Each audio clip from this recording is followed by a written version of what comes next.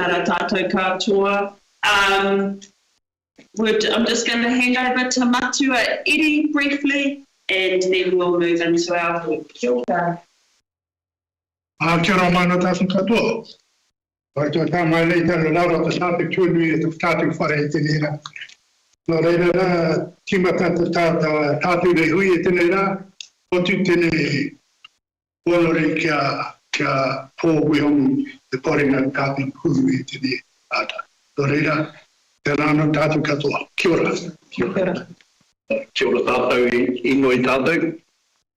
Gracious and eternal Father, we thank you for this week. And as we gather in this whare, Lord, we pray a blessing upon our kōrero, Father, the whānau that have come to share their interest in whatever kaupapa is here. So, Lord, give us wisdom and understanding. And as we go forward, Father, we pray that your blessing be upon all the projects that come through this house. In Jesus' name, amen. Amen. Areira,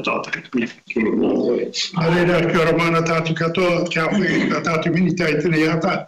Tō mui miti, o te ngoi mahara hoki ki tā tātou mātua nui te rangi no reira. Tātou mā, kia ora mana tātou katoa. Tēnā kōrua.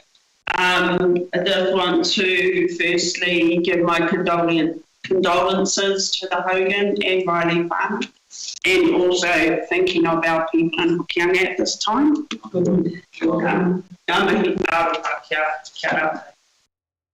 And we have some apologies from member Mokuraka, and we have Wake is online with us, and apologies from member Van Garvin. And firstly, we're going to go to our public forum, and firstly we're going to do declarations of interest. Do we have any declarations of interest, conflict of interest? Do you want me to move the apologies? And I'll just check, and I'll get Councillor Murisic to move the apologies. I'll second, or Matua will second. I will put it to the votes. Kia ora. It's a very light crew, so forgive me, I'm adjusting to who to look to. Okay. All right, we'll move into the public forum, and we have speakers on their submissions for the future of the current Kaikohe Library. And the verbal submitters that I have here is Shelley Komari on behalf of Te Ringaha Pai Pathways. Now, you can, as speakers, you can come to the podium, or if you're comfortable, you can come and sit at the table.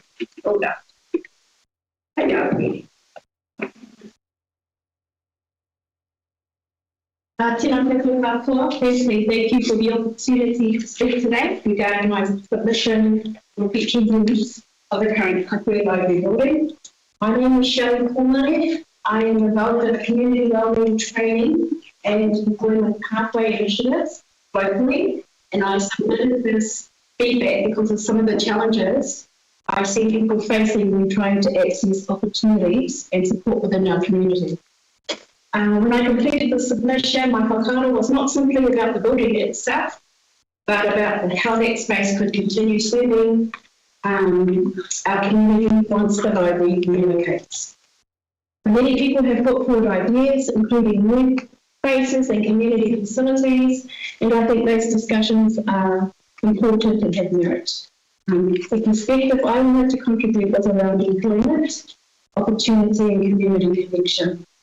So across Kaikohe and the wider Hokianga area, there are many organisations already doing great work. We have employment providers, training providers, community organisations, wellbeing services, employers looking for staff, digital support services, licensing and work readiness support. The challenge is often not that support doesn't exist. The challenge is that people don't always know where to find it. Who does what, or where to start? For example, one person might need help creating the CV, another might need looking for training, another may need digital support, while someone else may simply want to know what opportunities are available locally. Often these supports already exist, but they are spread across different locations, organisations and systems. For people already facing barriers such as unemployment, low confidence, transport challenges, or digital exclusion, navigating multiple services can become overwhelming. Sometimes the opportunity is there, but the pathway to it is not always visible. My submission proposed considering whether the building could become a community employment and pathway.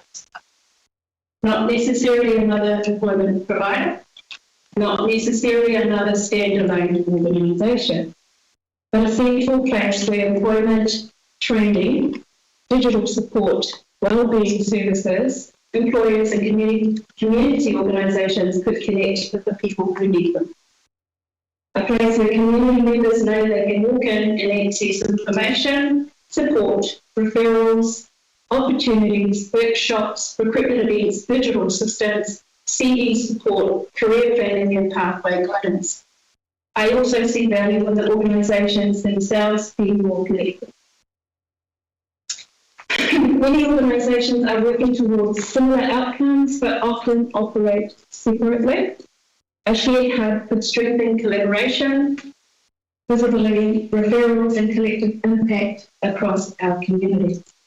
I believe Kaikohe is particularly well placed for something like this because it already serves as a central point for many surrounding communities.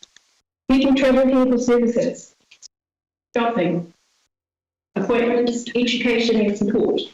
The current local building is centrally located, well-known, accessible and already recognised as a community-facing space. But my submission wasn't really about building, it was about creating a visible place where opportunity, support and community connection can come together. Whatever the final decision is for the building, I believe there is value in exploring how it might continue, serving the people of Kaikohe in a way that strengthens both social and economic outcomes for the community. Thank you for the opportunity to share my thoughts today in our meeting. Do people have questions at the table? So just a question, you've got a range of providers in the community now. Have they been approached? And if they've been approached, are they likely to move to a hub or are they resolute on staying where they are? That is a very good question. No, they haven't. Just to answer your question, they haven't been approached. Okay. This was just when I saw the submission, I submitted it on something I feel the community could greatly benefit from. That again will probably need a discussion with everyone that's involved as well. Okay, thank you. Any other questions? Lovely. Thank you for coming. Thank you for your submission and your time. Thank you. And I forgot to let everybody know you actually have up to 10 minutes, including your question time, because you're submitting on your submissions. So next we have Tamaro Butler.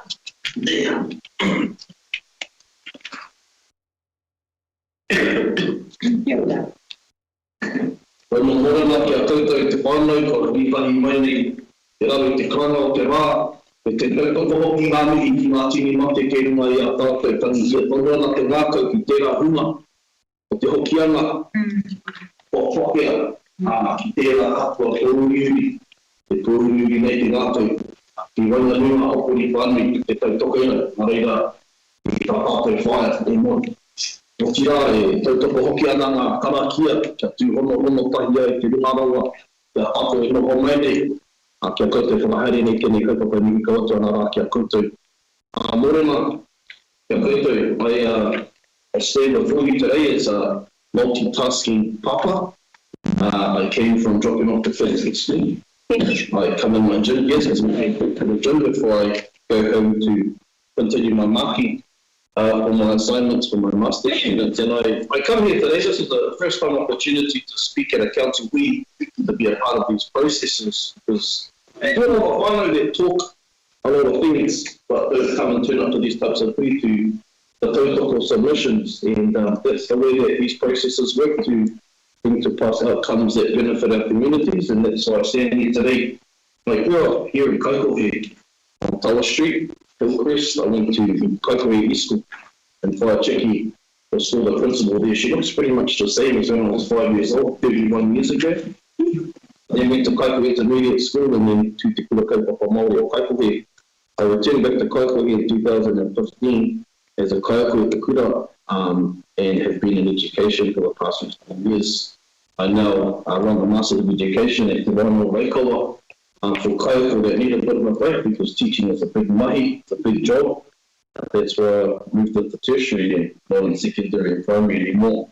The purpose of why I come here today is to tautoko my written submission about the continued use for maintaining the Kaikohe Library as a young Kaikohe born and bred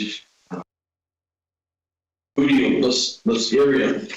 I have very fond memories of that area as a central place, but those memories weren't very positive at the time growing up in Kaikohe.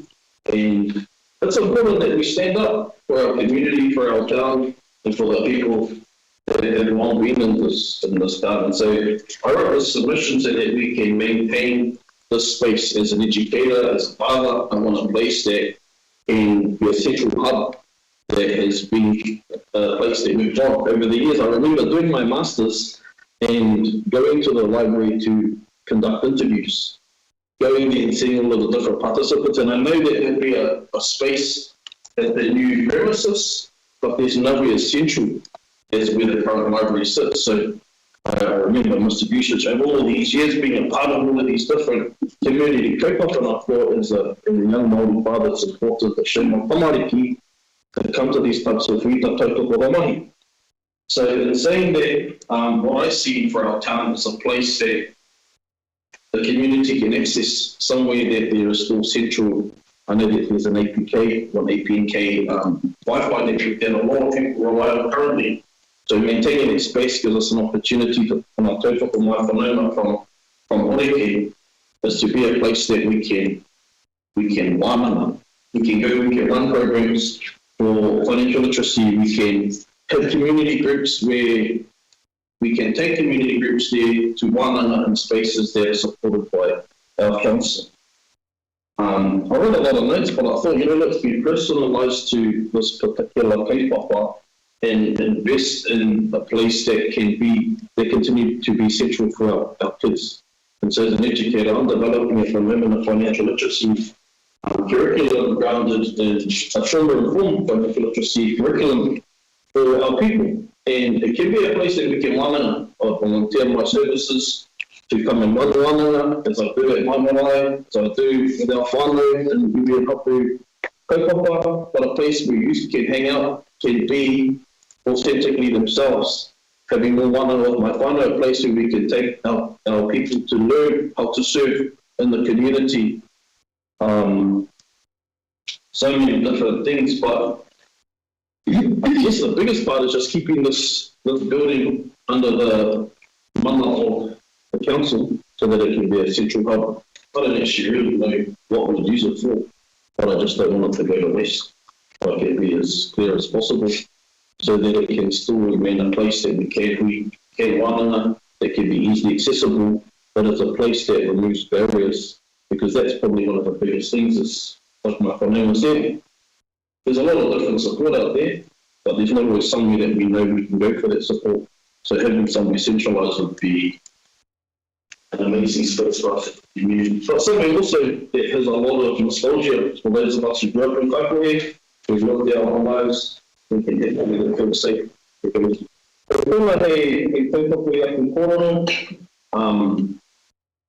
really have too much to add to that. We had a very busy morning. We looked up the second kids last night. We got about 3 hours sleep. And still got another 6 times them up. So I just wanted the total for the kaupapa of Ireland's submission, also turning out to fund the total for keeping our library up.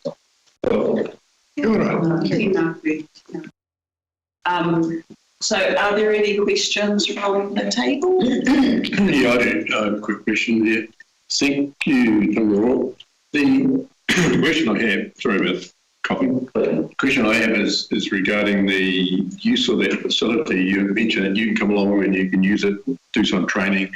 The question I'm getting, and also from, is that it can be used by multiple parties if they choose to. Is that correct? Definitely. I feel a space that can have an online booking system as opposed to get the keys and drop them off, but a space that you can book and go in and use. There's a space in West Auckland where they created in their library community kitchen that people can go in and do in Kaikohe because it's already aligning to the different regulations of the council. So just a place that can be a centralised place to take rugby teams. This is how I see it, is to take our local rugby teams to be able to show them opportunities to serve, to learn, to grow together. But just a multi-purpose space for youth, for training, for development, for wānanga. Just an easy to access place. It's also very accessible too, on a single level, so it makes it really accessible. I'm mindful of my nephew, Mana Tangaroa, who was he received an award here last year. I'm a better part of his name. And it's creating places and spaces that people can be who they are authentically, and that provides good access to. It's one thing to be able to get in for wheelchairs and for spaces. So, yeah, go ahead. Thank you. Kia ora tāno. Pangia tina whakaaro. Taking the education back to the young ones, I've seen so many around that's not going to school. And, with your input into this, I think, with your, the way you speak and all that, and to me, I think it'll work. If we can get these young ones back to learning, man, I think, even though it'll get better, our community will get better. And then, with all your part of education, to put it through to them, I just love that course of yours, Tangaroa, ka pai te maki au. Hoki, te korero ngana te inga nei na Tangaroa, ko te mana wā ke pēhe ati te pai e tēnā. Reira, kia ora, Tangaroa. E apiti pia tiki e nā kororo, mo e nai mi tēnā ngā aoro te rā, ka mutu whakaroa mei te wā tēnei hui. I guess the thing is that the build resilient communities, education is an important part of that. And not just our commodity, we see a lot of commodity in our community. What I've been able to observe is a change in demographic to in our community. And just providing areas where it's safe, because it's intimidating. Education is intimidating. The education system wasn't designed for everybody. And so there's a lot of people that are left out by themselves. It just creates places that are safe, where familiar places, where easy to access information, education, and just a sense of community can be instilled in that space. So the more spaces we can have like that in our community, led by the rising generation, the better it's going to be for the outcomes of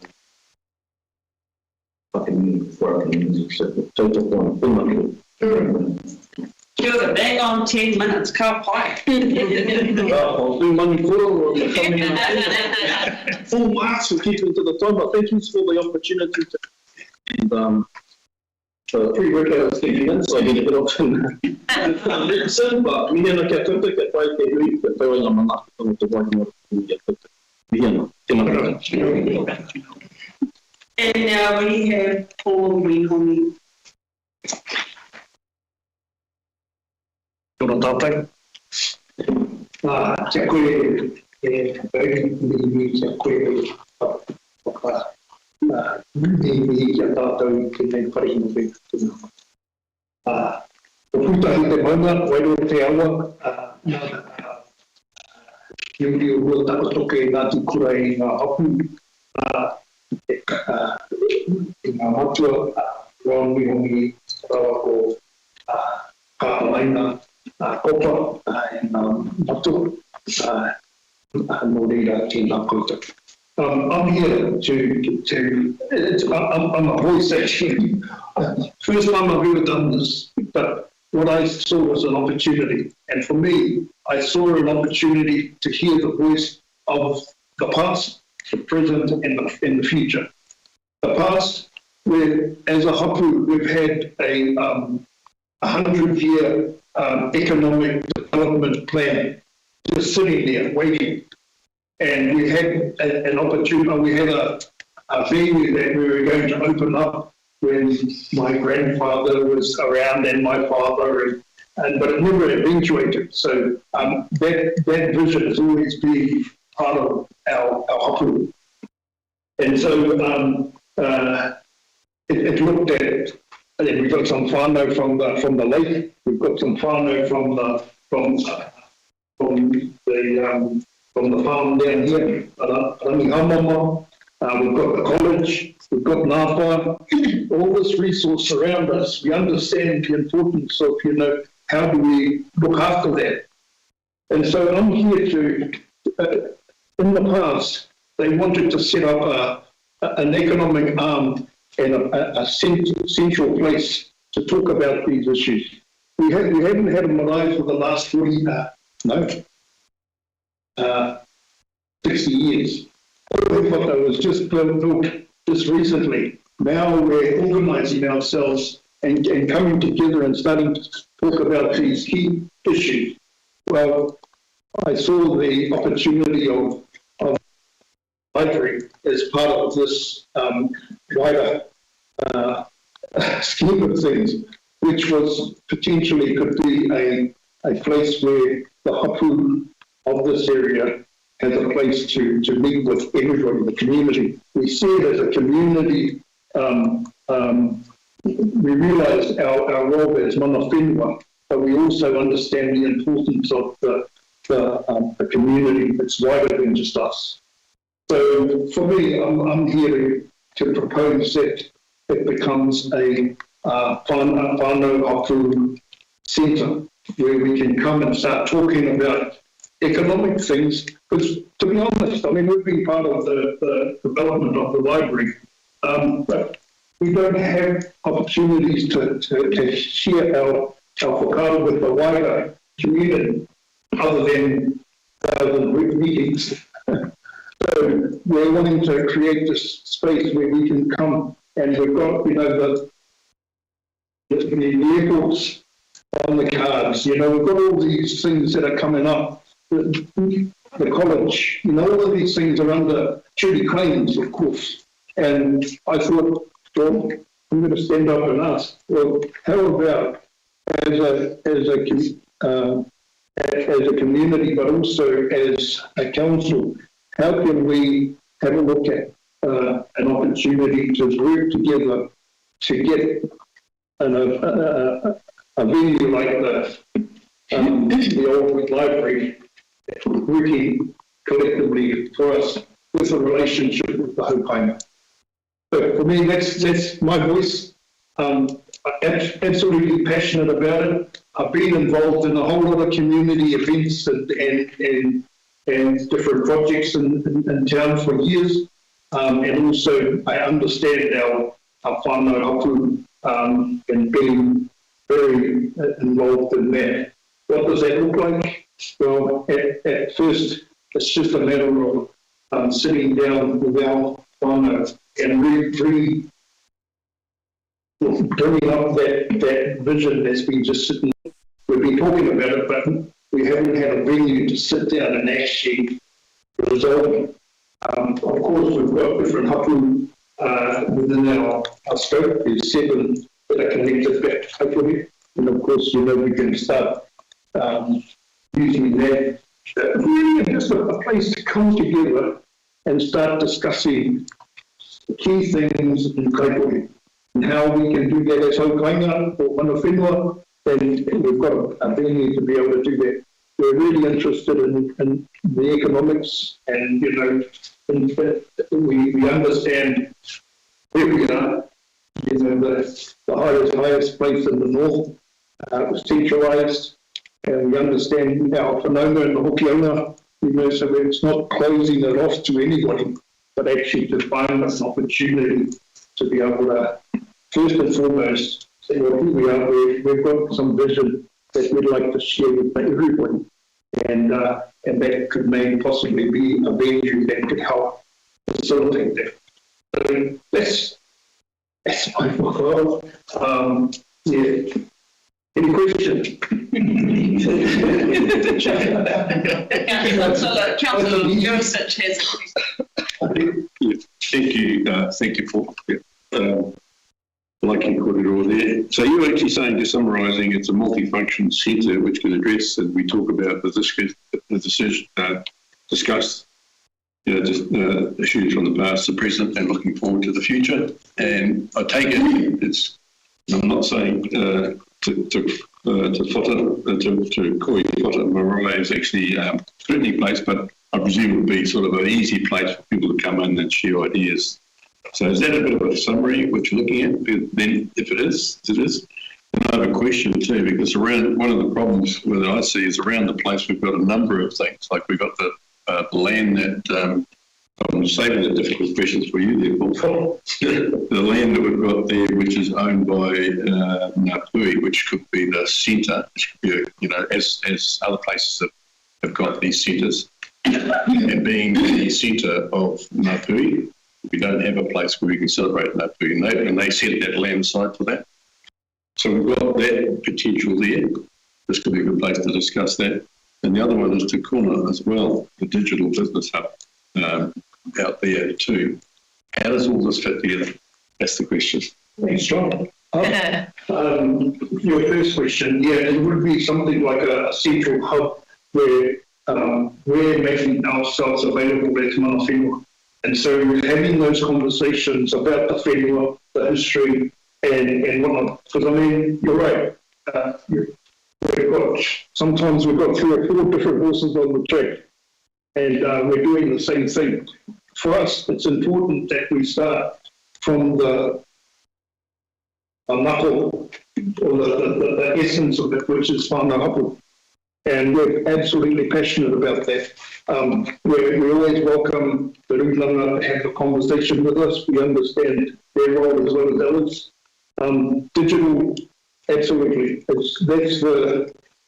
That's where we're going in the new age, as well as even people like you and I, John. We have to figure out how to do text and everything else.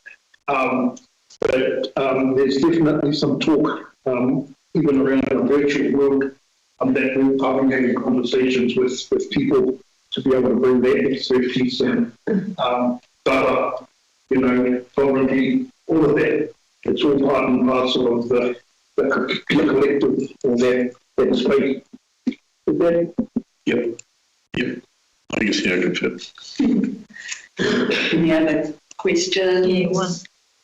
Tēnā koe matua, me taku whakapāha mo taku tōmuri mai, 9:10 text, 10 past 9, Mum, I forgot my boots, so I had to drop the rugby boots off to put it this morning. Just listening to the kōrero before and reading the submissions, would the hapu become, in your view, the main lessee and provide spaces for others to run the employment services and the literacy services? How do you see any way of the hapu allowing space for the other community groups and whānau who see that space as something that they could utilise as well? How do you see that all working together? Because I think the cultural point you bring up and sharing stories of hapu who are mana whenua here makes you a point of difference between Te Kona and the library. But just want to see how you might envision that place having that cultural point of difference, but also allowing whānau to come and work their magic within there as well. I think the detail around how that work will be with the relationship that is forged within our community, which we have a lot of relationships with different organisations. I think we're not. It's not about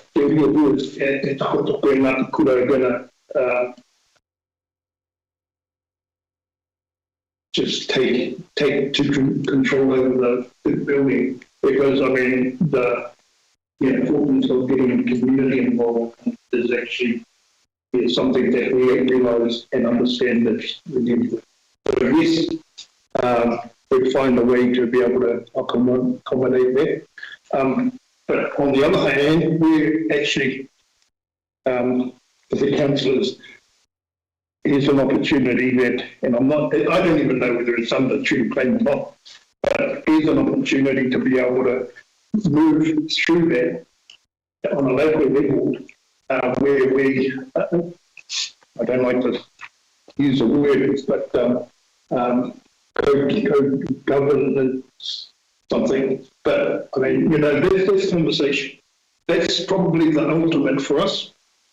I mean, we've got a lot of tree claims there, put a whole blanket over a Kaikohe, and so we're looking at, okay, then how do we look after those reviews and the people? So I hope that answered your question. Matua, I'm going to call time. We've got people now.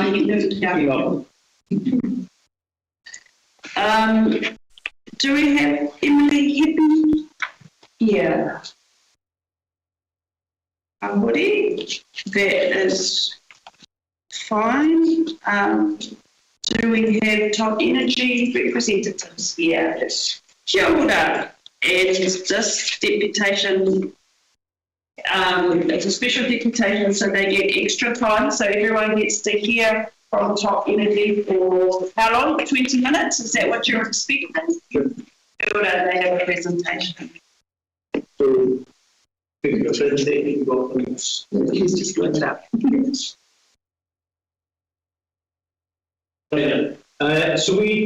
So I'm Russell Shaw, the Chief Executive of Top Energy. I've got Claire along with me, who looks after the network, so she's again managing the network. I'm here to give you a bit of an update on the reliability of the Kaikohe-Hokianga area at your request. So if I could have the next slide, please. So just to give you an overview of what we do as Top Energy. The brand, first and foremost, is about to get through, split up the electricity sector, driving the competition, and prices down. I'm not sure that's delivered on that. And we've certainly been putting the things back together. So we now generate the electricity that we use from that on the transmission lines and part of the distribution network. We have contracted business that supports that. We have access to the meters. And the only thing that we don't do now is the retail side. We've made a big investment in the geothermal power station at Napa. And the reason of that is quite simple. We invest in that power station, it makes money by selling into the wholesale market. We're not allowed to sell directly to consumers, and we use the profits from that to keep power prices down. It makes 125% of the energy that we use in the region. It's all net carbon zero, so there's no carbon footprint to it at all. And the result of the last expansion that we did allowed us to pull lines prices down by double. And we effectively charge now what we charged 10 years ago. So it's been an investment that has delivered significant returns to the consumers. Our prices are set by a regulator. The regulator reviewed them through last year, and we were allowed to put prices up by 68%. Haven't done that, we don't need to, because we have the money that the power station pays for us, which we use to offset lines prices to consumers. And we've invested a lot in the network. In fact, we have the next slide. Back many, many years ago when we started, the network was worth $190 million. It's now worth $305 million, so we've had significant investment, appreciation of $10 million a year. And we'll continue to invest in the network. And you can see our projections through 2035, it will be up about $660 million. The next slide, please. The network that we're going to talk about today is Kaikohe-Hokianga. We have two feeds. We have the Kaikohe substation, which feeds out to the west. And then we also have a 3 line out to Umanaya and some feeders out to Umanaya. So those are the areas that we're particularly talking about. We're not talking about the full network. We had a request that came through, which I've detailed in here, suggesting that there may be a disproportionately higher frequency of outages in South Hokianga, asking that we review the outage frequency causes and compare it to other regions that we serve. So that's what we've done, and that's what we're going to take through today. We've got some paper copies of these slides as well, if you would like them. But Claire's going to take us through the analysis.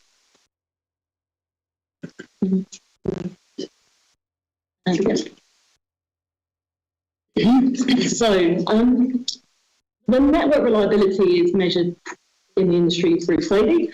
So I'm going to step through how the network's performing, through how many events have occurred in the area predominantly and the outage duration, comparing that to the network across the board, as well as some peer similar networks.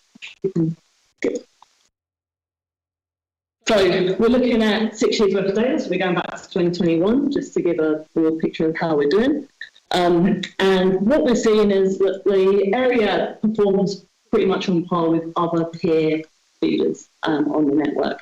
It is getting better. We've had a couple of rough years, but that is predominantly due to weather in SF23 when we had Gabrielle, and then last year due to TAN and a number of other weather events. So if you look at the actual data, what you see is the South Hokianga is the orange line there, and that is tracking pretty much with the peer networks. The bottom line is the network as a whole, but the two sort of dark blue and the orange line are our rural figures. And you can see that apart from those 2 years, things are generally improving. Particularly in FY25 was the best year we've had. Next slide. If you exclude those two peaky years, actually the South Hokianga average SAIDI per feeder is around 8.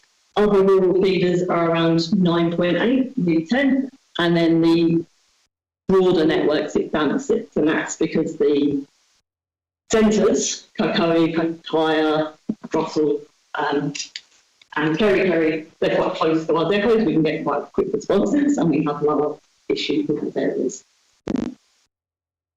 Then, if we look at the number of outages, so the reds on the left and the blue on the right, these are the rural feeders that we're comparing. So South Hokianga is sitting pretty much mid in amongst those rurals. The one at the bottom is a very short feeder with very few customers, so we obviously have a much smaller impact on those areas with less network to be affected, particularly by vegetation. Then the average duration, again, a very similar story. It's very much mid to where other rural feeders are, so it's very compatible. And you can see that the averages, so the golden lines are the group medians, so the midpoints, and they're pretty much next to each other, so very, very similar. The drivers, so the green bars, which are predominant on that, is vegetation. Vegetation's a big issue for the network, and it's one of the largest impactors. And this is over the 6-year period. So you can see Okoloni, because it is a very long rural feeder, we do get hit quite hard by vegetation in that area. And the next sort of the dark blue line is the equipment issue, but I'll talk to that later. So last year was a bit of a bumpy year for us. So we had significant weather issues last year, and you can see 63% of our outages in SAIDI from last year is coming from weather events. So it's either that the weather has done particular damage, the weather has done damage to vegetation, which is damaging our assets, or we have longer outages because our ability to access the source is hindered by flooding, trees on the road, road closures, slips. And so the network damage, so our ageing network, is dealt with through our asset management program. So please skip into the next slide. So these are specific work that we've got happening and have happened over the last 6 years, basically. So this is going out to 2030. In the last 3 years, we've spent just under $3.5 million in the area, predominantly in replacement programs.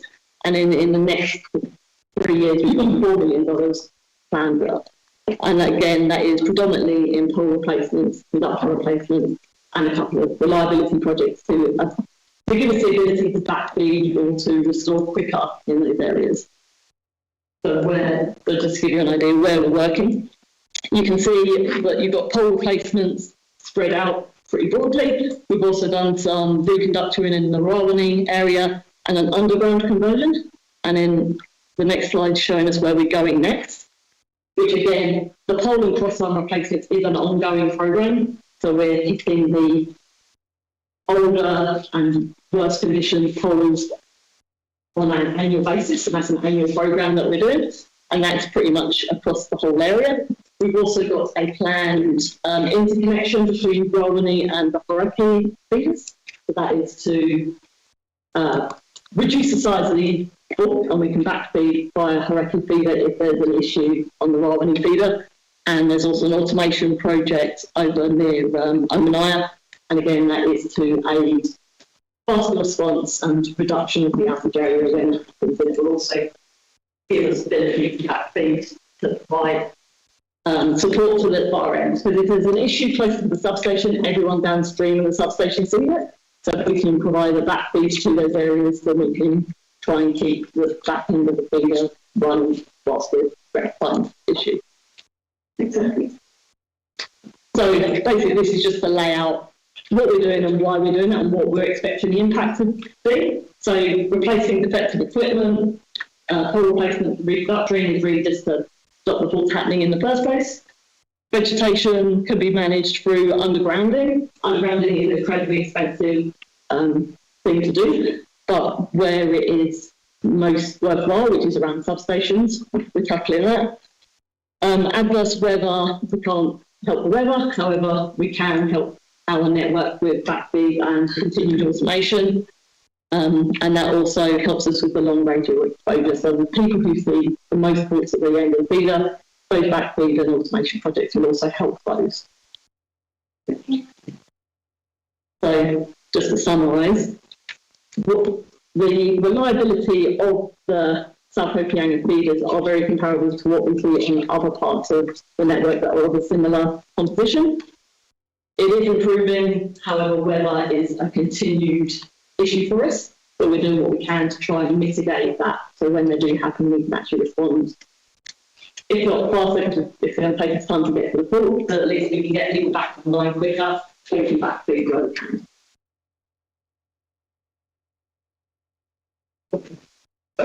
Are there any questions? Thank you so much, and you were much faster than 20 minutes.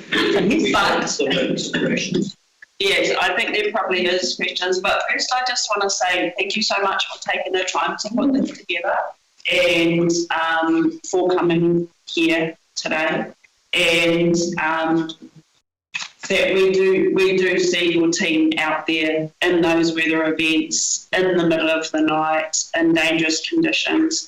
And I really appreciate the work that everybody's doing. And I have my first question, and I'm just wondering, do you have a message for us and for the people online that we can take back? Is there anything that we can do as whānau, as individuals, that might help the situation with thinking maybe vegetation? Yeah, trim your trees. Trim your trees. Yeah, that's the biggest thing. It's a third of all the folks on the network are tree related. We spend $3 million a year cutting them down, but we don't have a responsibility to trim trees. They're owned by the landowners, and the landowners are legally responsible for keeping them out of the lines. So people could trim their trees before they get into the lines. That would have the biggest impact on the world. Thank you. Are there other questions? We're going to Member Orb and then Councillor Vusic. So I guess I was the one that posed the initial question that caused you to be here, and thank you for doing that. Appreciate it very much. Even knowing that you're sort of generally in track with other areas, you talked about property owners trimming their trees. What's the opportunity for you to step up your tree trimming program to prevent more outages? So, as I just said, the responsibility for the tree trimming is the property owners of their trees. It's covered by the tree regulations. Yes, no, I understand that. But in terms of non-owned land, where you've got lines cutting across? What would non-owned land be? Well, not privately owned, that's what I'm saying. What the public lands and things of that issue, what's the responsibility there? It lies with the property owner, whoever that owner may be. So if it's forestry, it's the forestry owners. If it's public land, it's the council. Stock land, stock. So do you do anything proactively with the property owners? We do a lot. Okay. We have tree crews that trim. Because the other aspect of this is that, and if you look across the far north, it's not a rich region, and people struggle to afford to pay the grocery, the petrol. So we do $3 million tree trim. Yeah. No, that's we target worst performing areas. This year we will be doing either a LiDAR or a satellite survey across the whole network to map the trees, and then that gives us a reset of what we then need to do where we do have trees in life. Good, that's very proactive. Thank you. Sure, I'll go to Councillor Bessich. Thank you both. Really appreciate your presentation, good response, and the work you're doing. I have to say that Russell, the top energy has been really good. We cut some trees, pine trees down, and it was a shelter belt. You sent a guy along there and did it. So, question that relates to that is, when it comes to trees and tree trimming, and this I presume is something that council should be doing, as Dennis has pointed out, in this public land, is it best, especially with private people, is it best to actually contact Top Energy first before we do anything, so you're at least informed? So if the trees are actually in the lines, it's best to contact us. And we can have someone come out who will provide some safety advice on what to do. If they're out of the lines, we wish to remove them, then please be free to do that. But there's clearly a safety aspect of trees going through lines. We don't want people to be electrocuted. We did have an incident in Russell a number of years ago where someone was trimming the tree and managed to make contact with the line and electrocuted them there. They were okay, but it was still an electrical incident. So feel free to advise people to get in contact with us, and we do have advice, so we go out and we can advise that if you are taking a tree out, what sort of tree to replace it with, so that it doesn't grow up into the lines. Yeah. And the second part of that question is council as a whole. When we're working on footpaths or roads or so on, and you're talking about, going underground, especially in areas that are bad, is that something that councils should, before they start, make contact with you to look at any opportunities? It could be just putting in contact. Yeah, again, it goes back to affordability. It's 3 to 4 times the cost of place assets from underground assets. It's much cheaper even if we do have trees in an area, but and look, there's a lot of beautiful trees in the farm. You look at the Pacific Hours, and we do actually want to maintain those trees rather than a lot of other trees we quite have to cut down. But we can put cover conductor through some of those areas, and that does reduce the impact without the cost of having to underground. But the council are looking at programmes of work, and there is an opportunity to work together. So we're very open to look at those. But we don't do an awful lot of undergrounding because of the cost. That's my questions. Thank you. We have one last question from Member Orm, and then we're going to move on. Oh no, and then a quick question from Member Orm, and then we'll go to Councillor Allen. So the quick question is, the original question came from the community. Are you able to do something to send out a PR statement about the reliability on your findings? That would go a long way to allaying some of the fears coming into the winter season.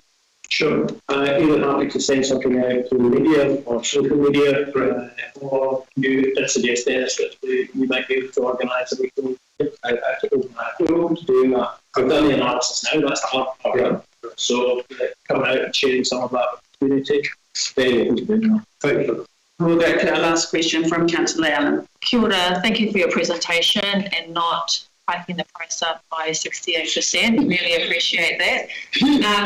When there are outages, our first port of call is the Top Energy website for updates and that. Is there any work being done around that? Because it's sometimes not quite reflective of actually what's going on and the time that you should expect to get power back and things like that. As you can imagine, it's quite difficult for us to get a really accurate restoration time, particularly on faults, because we're looking at fixing one and then taking the crews off that and then going to the next one. So it is an estimate, particularly for the longer times. We've just done an update so we can split up the education into multiple parts. And that should allow us to be more accurate around the restoration of the multiple parts. But the outage app is the best place to go. So that's an app you can look at your phone. We can put your ICP number in it, or text message you. If we've got planned outages, or text message you when we do have unplanned outages as well. You can also look at it on the website. So we try to give people multiple ways that they can get the information, and the last one is just to give us a call. It's already 100 calls, and they will be able to give you an update on it. Thank you. Thank you so much for your time and coming here and sharing that information and the time that you've taken to share with us. It's really, really appreciated. And again, thank you to your team for going out in all weathers in the middle of the night all the way from Thank you very much. So we are moving on to our speakers, and we've got speakers here for funding applications. Yeah, so they're 5 minutes, just to get 5 minutes to have a corridor. And we have, first on my list is Ake Atkinson from Suitability Trust. Thank you. I'm Kaikohe-Hokianga. I work for Suitability Trust. And if you're thinking right now, what is Suitability Trust? Is it a circus? Well, yeah, but it's not just circus. It's what circus brings to the individual, to groups, and to community.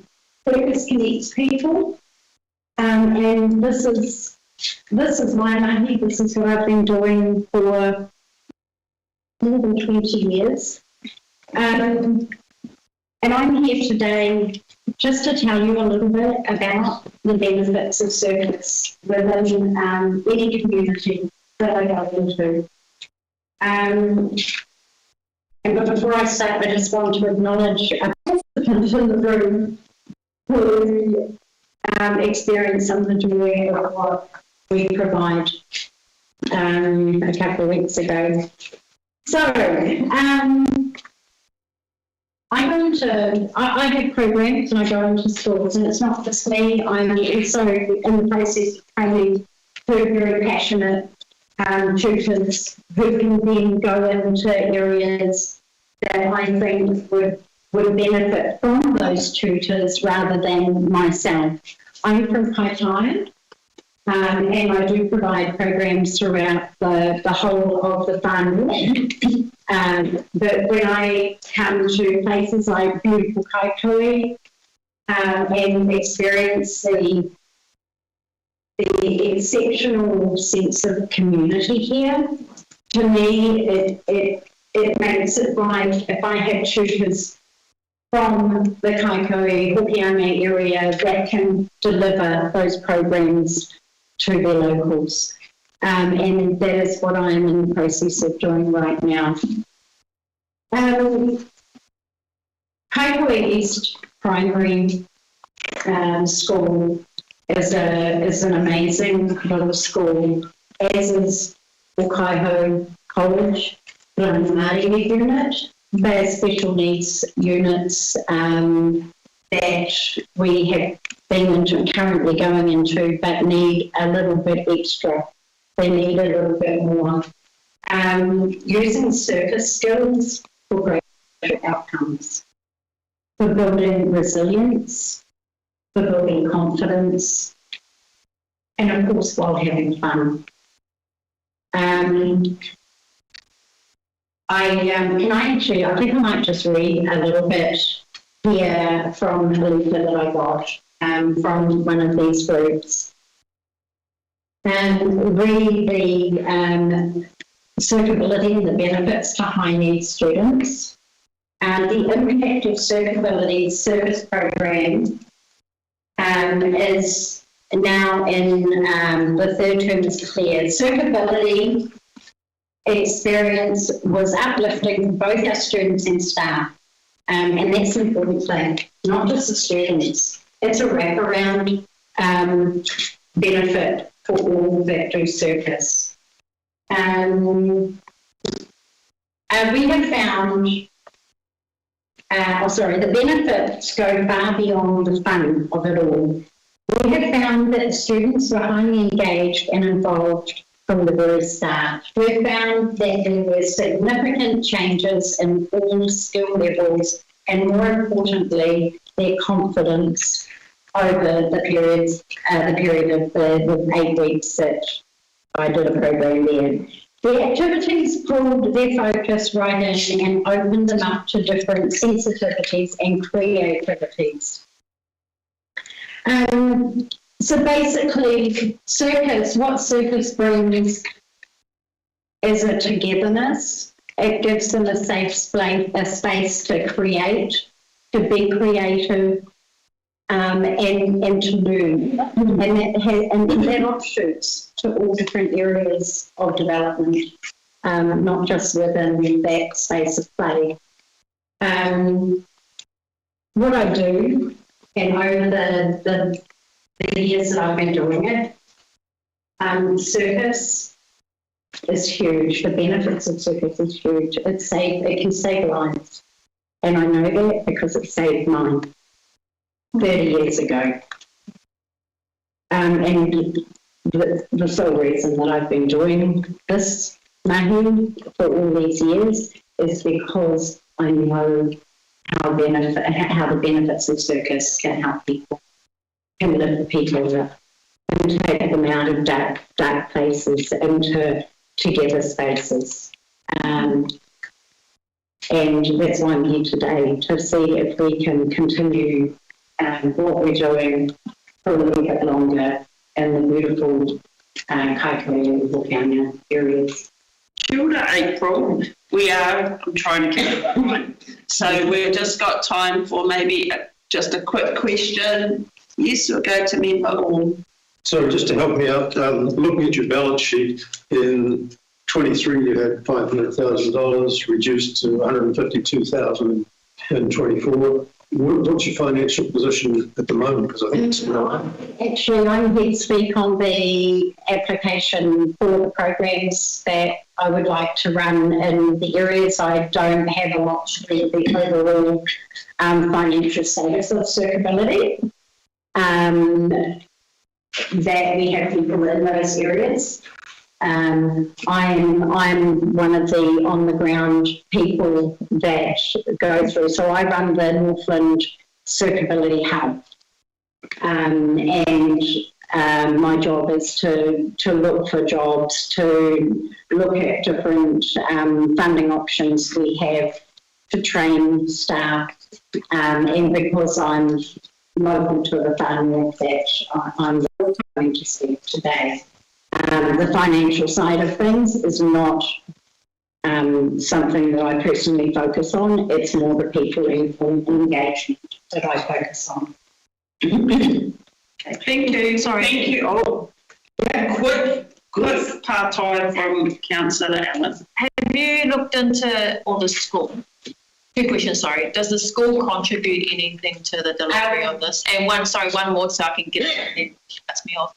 Have you looked into other funding like Kiwi Sport, to Manawa program? So those we look at all funding avenues, and one thing we found, we always talk to all the schools that we go into and groups if they have any funding available to contribute towards the program, and that is always a conversation that I have. And are the two schools contributing anything? At this point, no, there is no funding available. Thank you. Thank you, April, for your time. Next, we're going online to Janet Nixon from the Hokianga Community Educational Trust. Kia ora, Janet. Is the button here?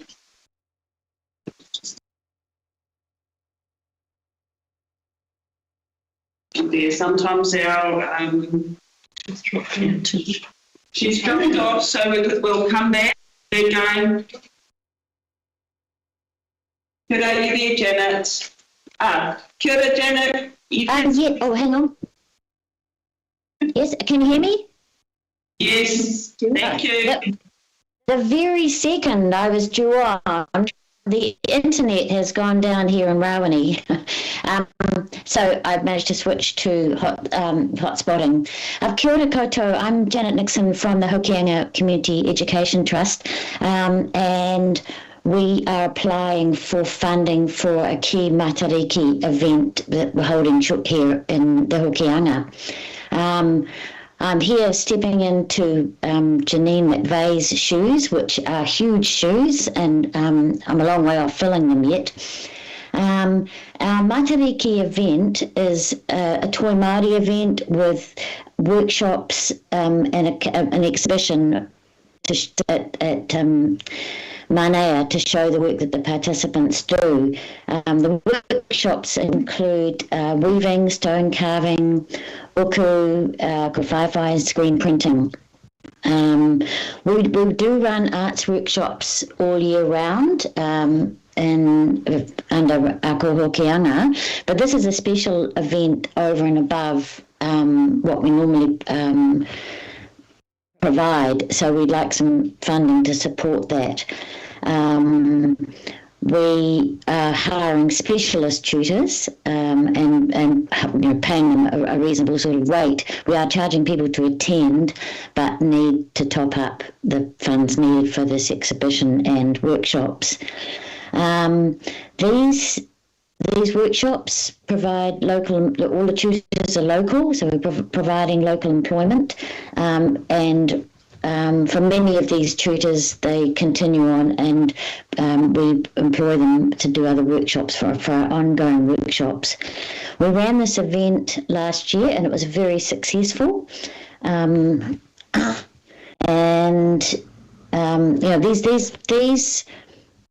in particular, the Matariki event, it really supports Toi Māori.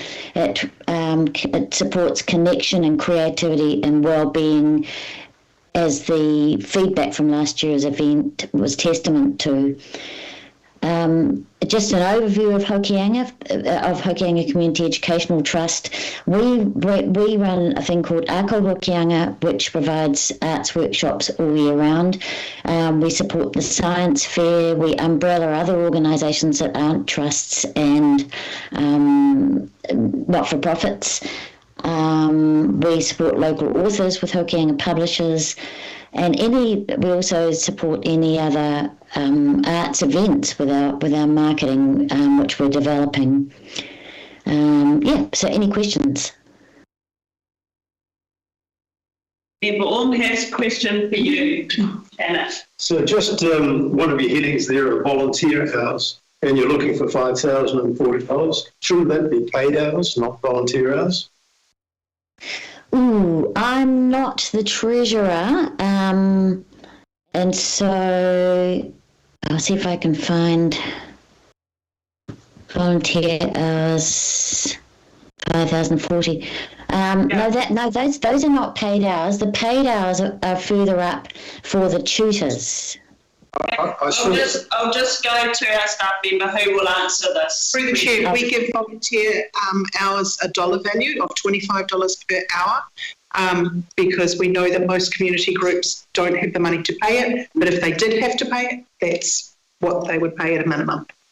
So it's usual in these funding applications that much of the 50% that people contribute to the funding is through in-kind hours. So I imagine that is what that is. Am I right, Catherine? Thank you.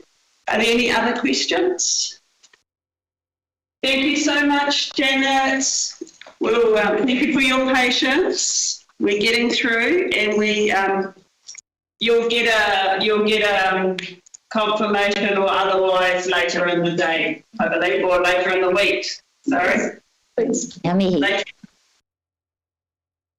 We have Maurice Stewart. Maurice, sorry. Kia ora koutou, ngā mihi nui kia koutou kāpōra. Nā rangawhina, I just want to introduce our mahi kāroa, Auntie Annie Martin, who's very famous. I'm sure you'll know her, and of course her daughter Kay. And also our other fellow trustee, Alice Fox, who's actually going to be providing the presentation for local market.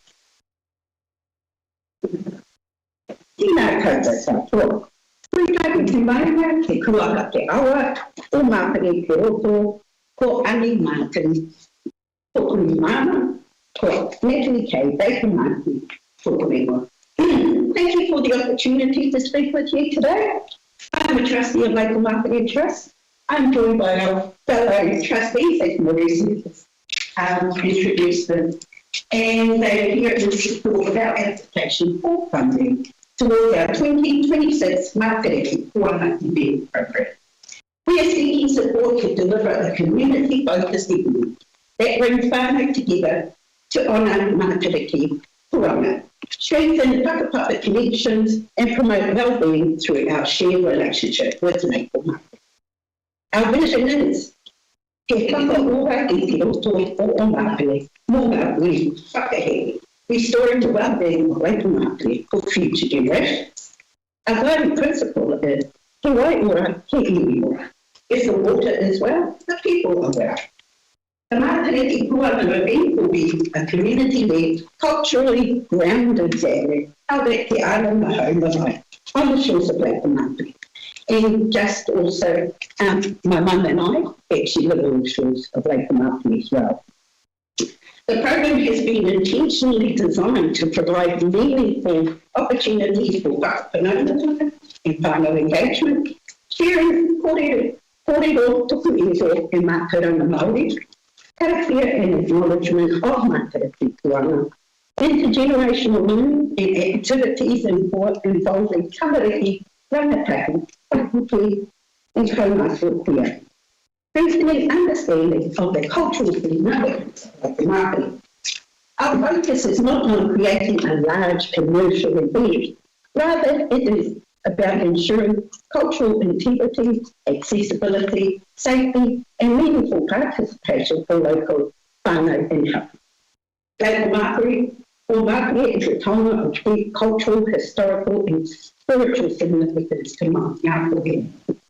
This kaupapa aligns strongly with our strategic priority, Wairua o Māori, which seeks to re-establish the lake as a cultural and ecological kaitōkera to support recreation, well-being and tourism, and strengthen connections between whānau and iwi and community. This event contributes directly to that vision by revitalising mātauranga and identity connected to the lake, strengthening community connection and belonging, and creating safe spaces for reflection, healing, reconnection and aspiration. Mātariki Puanga is a time of remembrance, reflection and renewal. This event provides an opportunity to bring those values to life in a way that is grounded in faith and meaningful to our local community.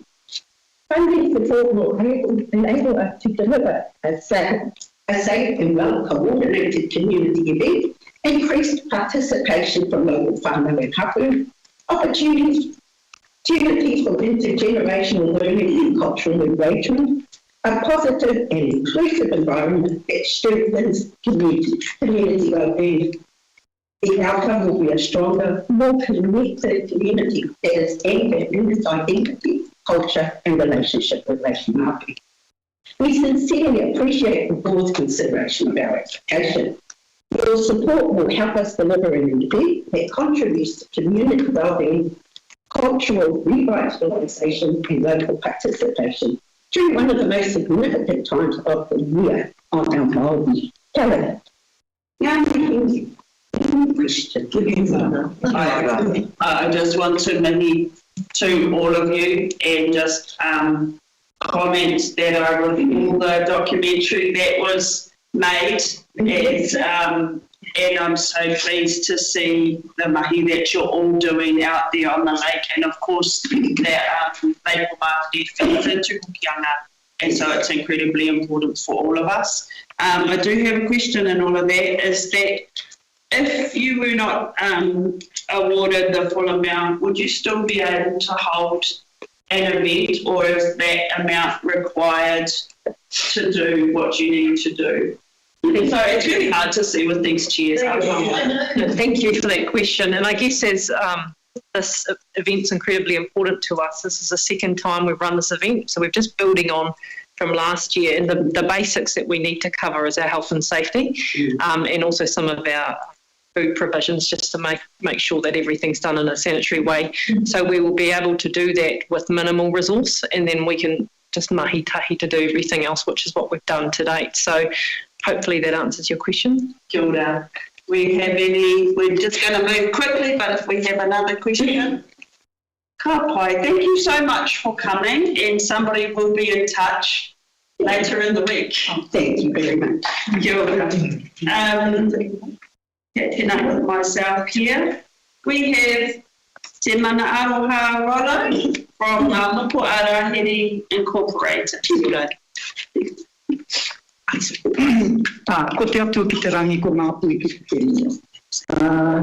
Tina mate, ke wainganui a tātou hae e o te pui ki. Hoki ka tātou te hunga ora, te awe e te tiamana, ki ngā kai kanuhira, me ngā mema o tēnei komiti, ki a koutou i te hapori ngā whānau katoa. Nui awa atu te iniki ki a koutou, tēnā koutou, mauri ora ki a tātou. Kia ora. My name is Te Mana Aroha. I'm the founder, the leader, the tutor, and management member of Moko Arahere Incorporated. We've been servicing this beautiful community of ours for 10 years. This is our 10th-year anniversary, and yes, we are celebrating this year, bringing back all those wonderful kaitomariki and the parents and whānau to celebrate our service to the community. Ngā Moko Arahere have been supporting our whānau kaitomariki for the past 10 years. The importance of our group is really to build confidence in our kaitomariki through the performing arts, but not only that, to give them new experiences. So when I talk about experiences, I talk about our cultural exchange to Hawaii, our cultural exchange to the Muslim people in Canada. Also, we've been invited to the New Zealand and Maidani Kura Festival last year. Also, performing at many community events, either here in Kaikohe or within our region. But also we do outreach work. So when I see kaitomariki on the streets in our town that are doing nothing, I invite them. I invite them to join a second whānau called Ngā Moko Arahere. So we've done many things over the past 10 years, and I'm proud. I'm here for our submission to hold 2 health noho wānau for our people, our young people in whānau in Hokianga, and also in Kaikohe and Te in today's evolving and challenging world, the health and well-being of our taikomariki will need addressing. Data shows, and I have observed our youth being drawn to smoking, vaping, drug use, alcohol intake, which will have an awful impact on their lives in the future. So our youth need education and great role models to ensure they live healthy lives. The focus of the 2 Mana is health and well-being. Educating young people about caring for their mental, physical, spiritual, and family social well-being and morality. If I can give you a little scenario that I'm really proud of. You know how your Māori is going to live on. Thanks to kohangare, kura kaupapa, wharekura, kura Māori, and wharewango. There's a great example that our group will live on. So what's in place with the health and well-being of our young people? Where is that developmental strategy? And I know that our schools do the best they can, our community does the best they can. It's not enough, because whilst we're trying all these wonderful strategies to help our young people to live a healthy lifestyle, it's quite fragmented. It's not collective and together. So comes from our Nukuarahi.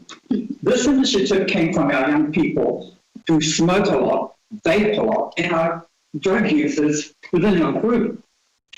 So they initiated the fact, well, educate us, guide us. And where are our role models at home? Where are our role models in the community? You know, we're hypocrites. We just say, don't do that, but I will. Don't smoke. I'm not going to have a little puff. We should be shutting down all the vape shops here, by the way. That's not good. Look, the noho marae, the health, they don't call it health camp, they're called noho marae, wānanga and Hokianga and Kaikohe. That will bring our young people together. We're aiming to get 60 young people at that wānanga, along with about 10 to 12 voluntary staff to help.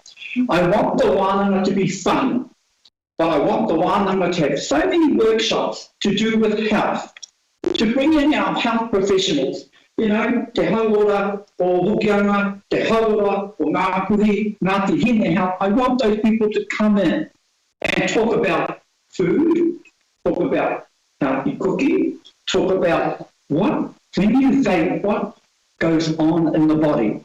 When you smoke, what goes on in the body? When you take drugs, what goes on in the body? You know, and the great jury health model of Te Wharetapa 5 is one of those focuses at the one. I don't have much to say except the fact that, yeah, we need to be working more collectively on the health and well-being of our young people.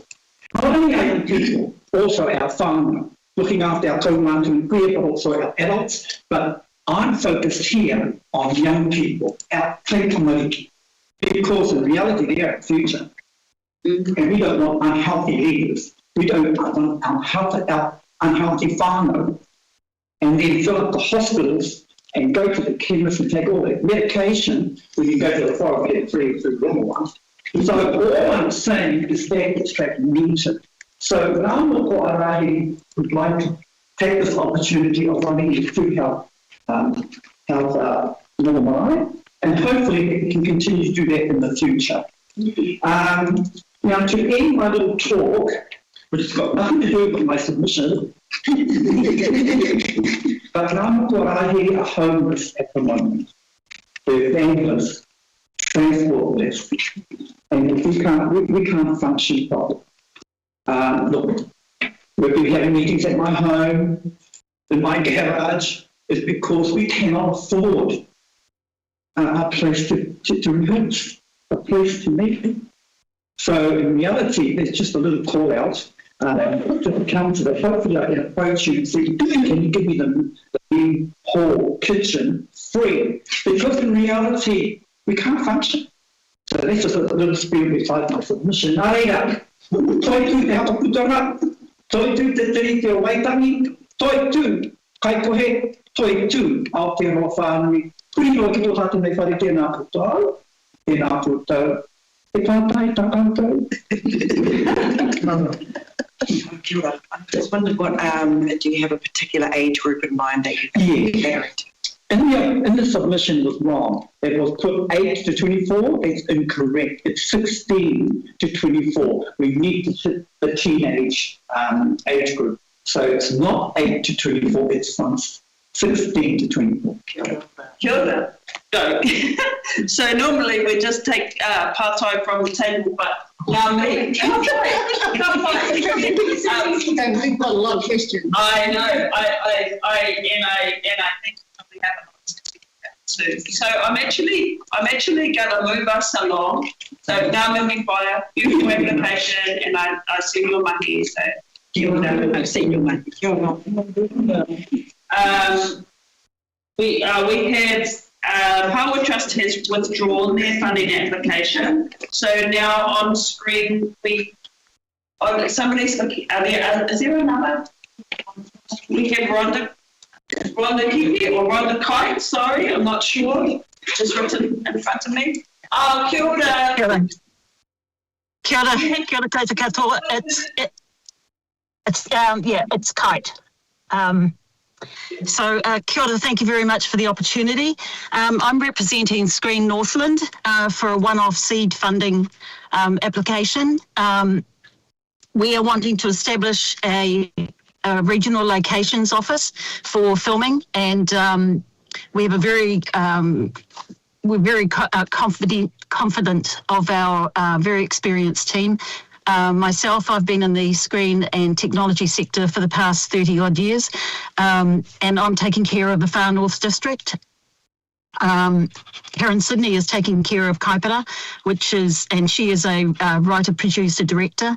And then we have Emeritus Professor Ella Henry, who was headed Māori media at Auckland University for 17 years, and she's taking care of the Whangarei district at the moment. So what we do is we're wanting to establish ourselves officially. There are 12 regional film location offices in New Zealand. Northland is the only one that's missing. And you would have read in my application that what that cost us with the Chief of War shoot, and $18 million left the area within 48 hours, and Screen Waikato picked it up very, very quickly. The work that we'll be doing is facilitating location scouting for productions that come into New Zealand and local productions. We will work with councils for permitting, crew and vendor connections. So the Far North shoot that we had in Kaitaia, in Ahipara in 2022, the production office tells me that there was close to actually $3 million that was put into the town over 13 weeks. And cultural guidance, of course, which is very important in Northland, as you all will appreciate. And the newest thing that's come up is that Netflix Australia New Zealand has now put some investment into New Zealand On Air to fund or contribute to below the line internships. So what that means is that the career choices for those 18 and over who want to come into the industry, they can have paid internships, and that's what we will be insisting on in Northland, and that's certainly what the regional film officers are going to be insisting on as well. So again, I'll take my application as read, and I'm open for questions. Thank you. Do we have any questions? We don't. Hold on a sec. Yeah, I just want to say that, there has been in the past some courses and script to screen have been up, and we've had,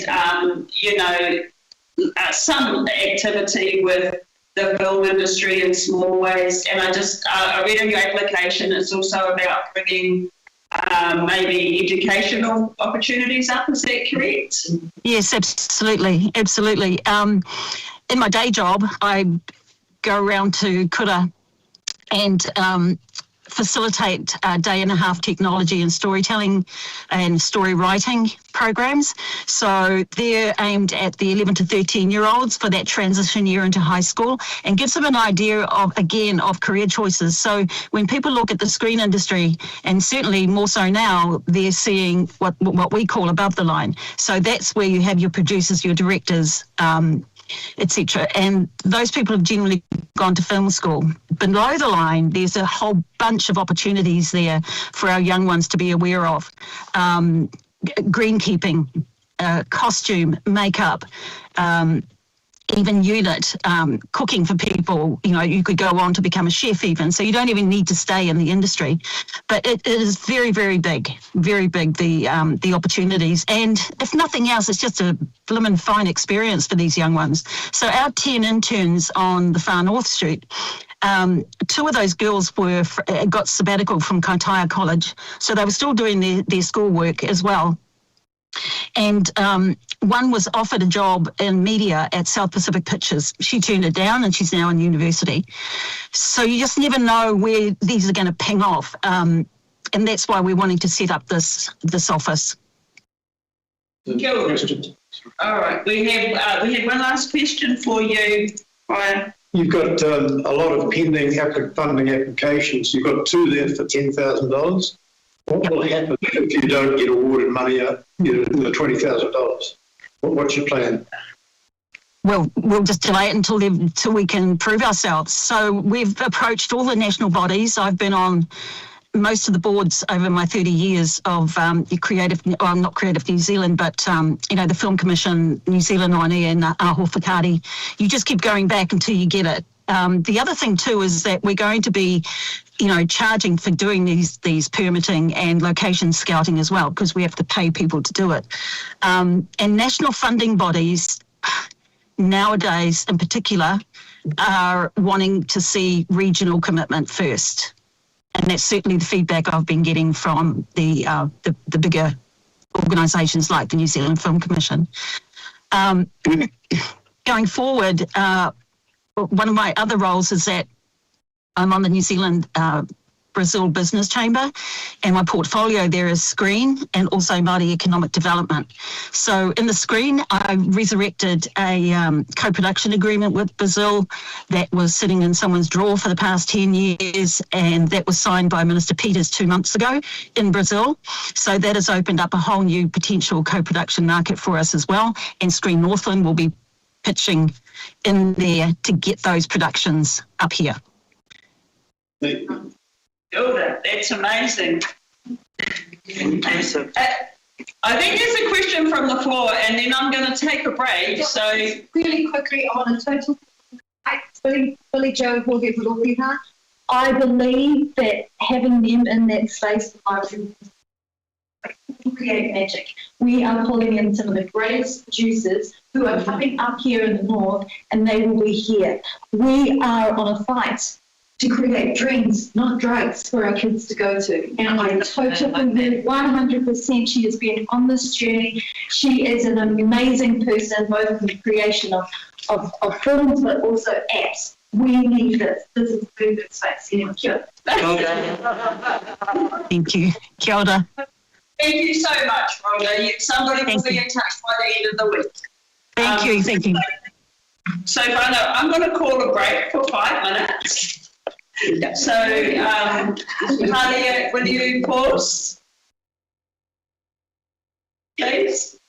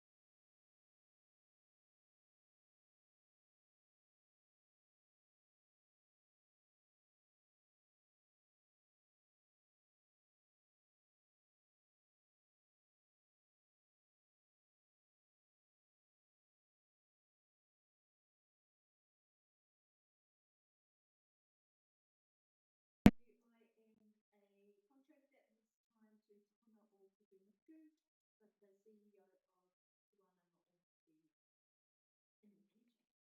Okay, so Dallas has prepared the report that you will see. We met last Friday with and Ivan. I felt it was a fantastic, which kind of surprised me about this report because there were a number of things that we discussed around lease going forward and also the NTF minutes to fix. Our lawyers have prepared a letter that has been sent to you, so I understand you know, holiday, birthday, and maybe that was needed. What we have written is that we trust that council will be advised that TPOK remains committed to working collaboratively with the Farmers District Council to negotiate a fresh long-term lease and develop a remedial works program that addresses compliance requirements, maintenance, and future management of the building. This campus, we love it. This campus, we are going to create really beautiful pathways for our owner parking through to our tertiary options and working with training and getting them into market. Yes, we have had this lease for 5 years. It's taken a bit of time to understand what that relationship and how the maintenance of things require. I think we're out of that corner stage and coming into primary and then we're going to hit college. We are committed. We want this to work so very much because we have great plans here. We feel we have upheld our responsibility for providing educational services and we continue to do so. We continue to work with our community. We love our community. And we want to continue that on. So we want to just note that we would very much like to look at the lease and a renewed lease and what we discussed about before this, not very legal to us as well.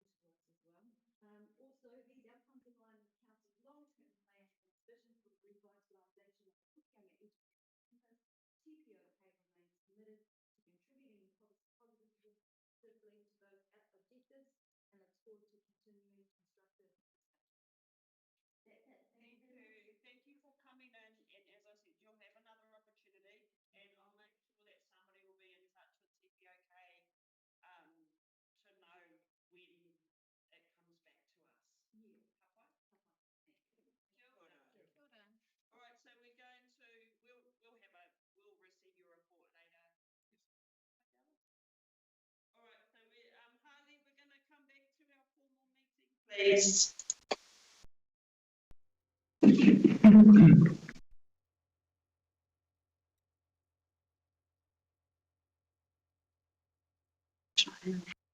Welcome back, everyone online and in the room. We're just going to go to item 6.1, which is on page 8, and it's the confirmation of previous minutes. Do I have anyone to move? We'll move Member Orr, seconded by Councillor Vursich. Put it to the vote. Aye. Any against? Ka pai matua, matua take.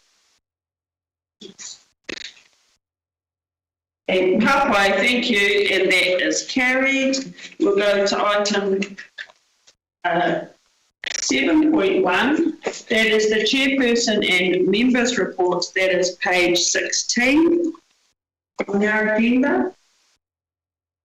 And happy to move. Yep, Councillor Vursich will move. I'll second.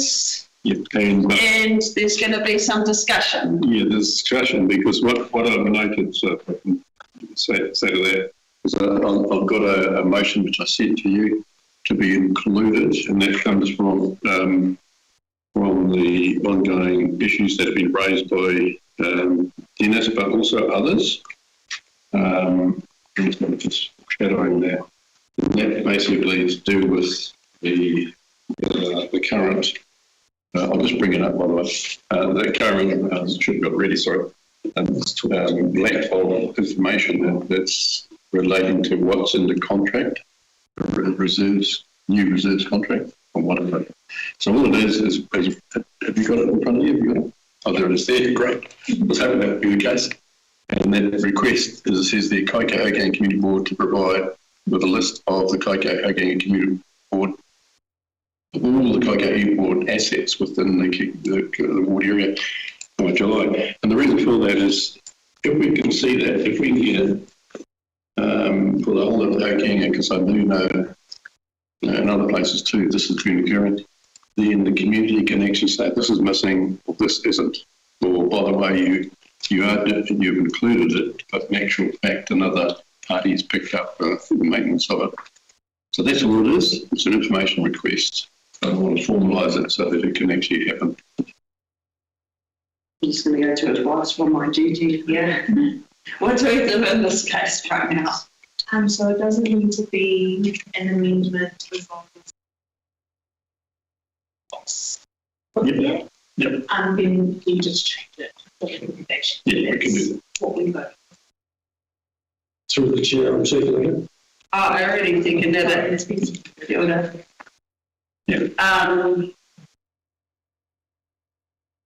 Included in the community facilities contract, board assets. So can you just, is it our roads, our reserves, halls, roads, footpaths? It's everything that the community service contractors currently look after or don't. Okay, I'm happy to second that. I'd like a list of that. Yeah. Kia ora. All right, so any further comments? Member Orr? Just the opportunity to speak to my report when it comes. Yes, well, we are receiving that report now, so you'd like to make a comment? My major concern, as you know, is the RFS system and the inadequacies of the RFS system. It's just wrong that people have to do in 3, 4, 5 and 6 requests on the same issue and not even receive any form of feedback as to whether action is being taken or not taken. And that whole system is just inappropriate for the full level of service that we're receiving. Okay, so we'll go back to, we'll put it to the vote on the motion that, the recommendation that is here. So put it to the vote. All in favour? Any against? Papai Matuata? And that has been carried. Thank you. So now we will come to, oh, we should have kept Alice in the room. So we'll come to item 7.2, Te Puna o Kupunuku lease update. That is page 25. So we're going to call our team back.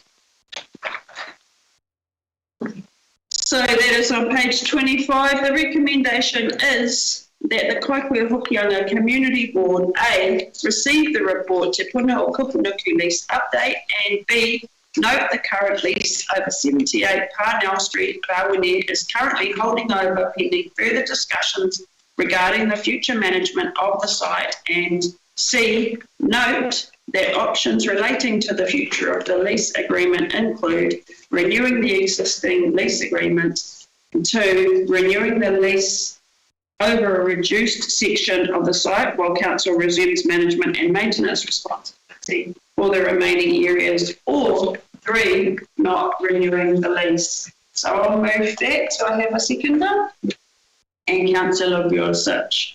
So just to point out, we're receiving the report and we are noting and no decisions will be made today. Yep. Would you like to speak to that as seconder? Oh, I think it's really, we're just noting it. I think there is it's a really fluid asset, and there are obviously a lot of questions. So I'm really keen to go through in detail with some communities as well.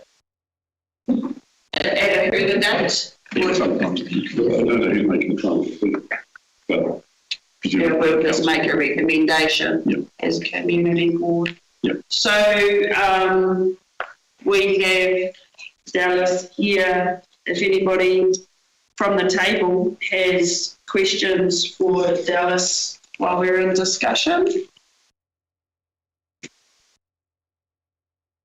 So I guess we had a corridor just before as an informal discussion, and are we expecting to have a report come back at the next meeting? Does that time frame sound?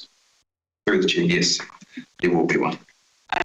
Thank you. And I just ask that, of course, our Te Puna Kupunuku and Whānau Hokianga are updated so that they can make time to bring in request deputations or follow up.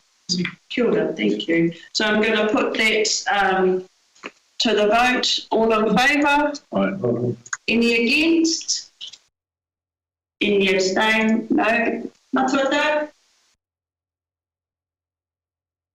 That has been carried. Kia ora. We'll go to item 7.3, and that is on page number 57. Quick and easy, done. Thank you, Whānau. Thank you. We expect to see you next time. Can't wait. Okay. All right, so item 7.3. Thank you, Dallas. The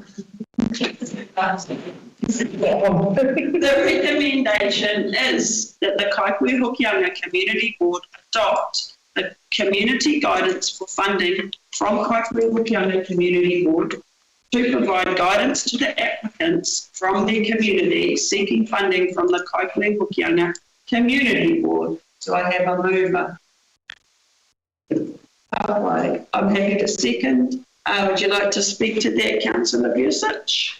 No, but I might, after everybody else spoken, might add something, but no, we do need guidance for sure. And that would help a lot to get that function. That's all I'm going to say at the moment. Kapai. So I'd just really like to mahi to you, Catherine, for wrangling us all to give our individual and collective feedback. It's been a long time coming, through nobody's fault, but I really appreciate you bringing this to us, collating our recommendations and giving us a little bit more guidance that we've created as a board to make decisions from and to be really clear to our applicants. I really appreciate that. And I would just say to all of us that I recognise that these recommendations have come from us, and I'm thinking that if it doesn't work out for any reason, for one, we can always make it out of policy decision or case-by-case decision. So these aren't binding, they're a guidance. And also we could change it if we discover over time that it's not working for us or our communities. So I'm really happy to support this board funding guidance, sorry.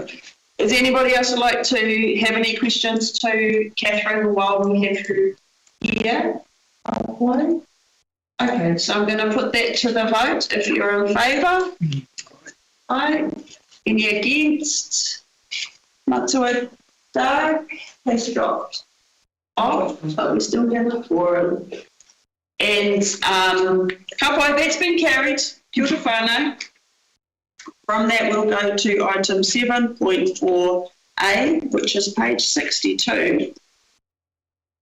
Well, lunch is ready, but I think we've just had a break. Are we all right to push through? Yeah, we'll see how far. See how far we go before Councillor Bursich gets too hungry, gets hangry.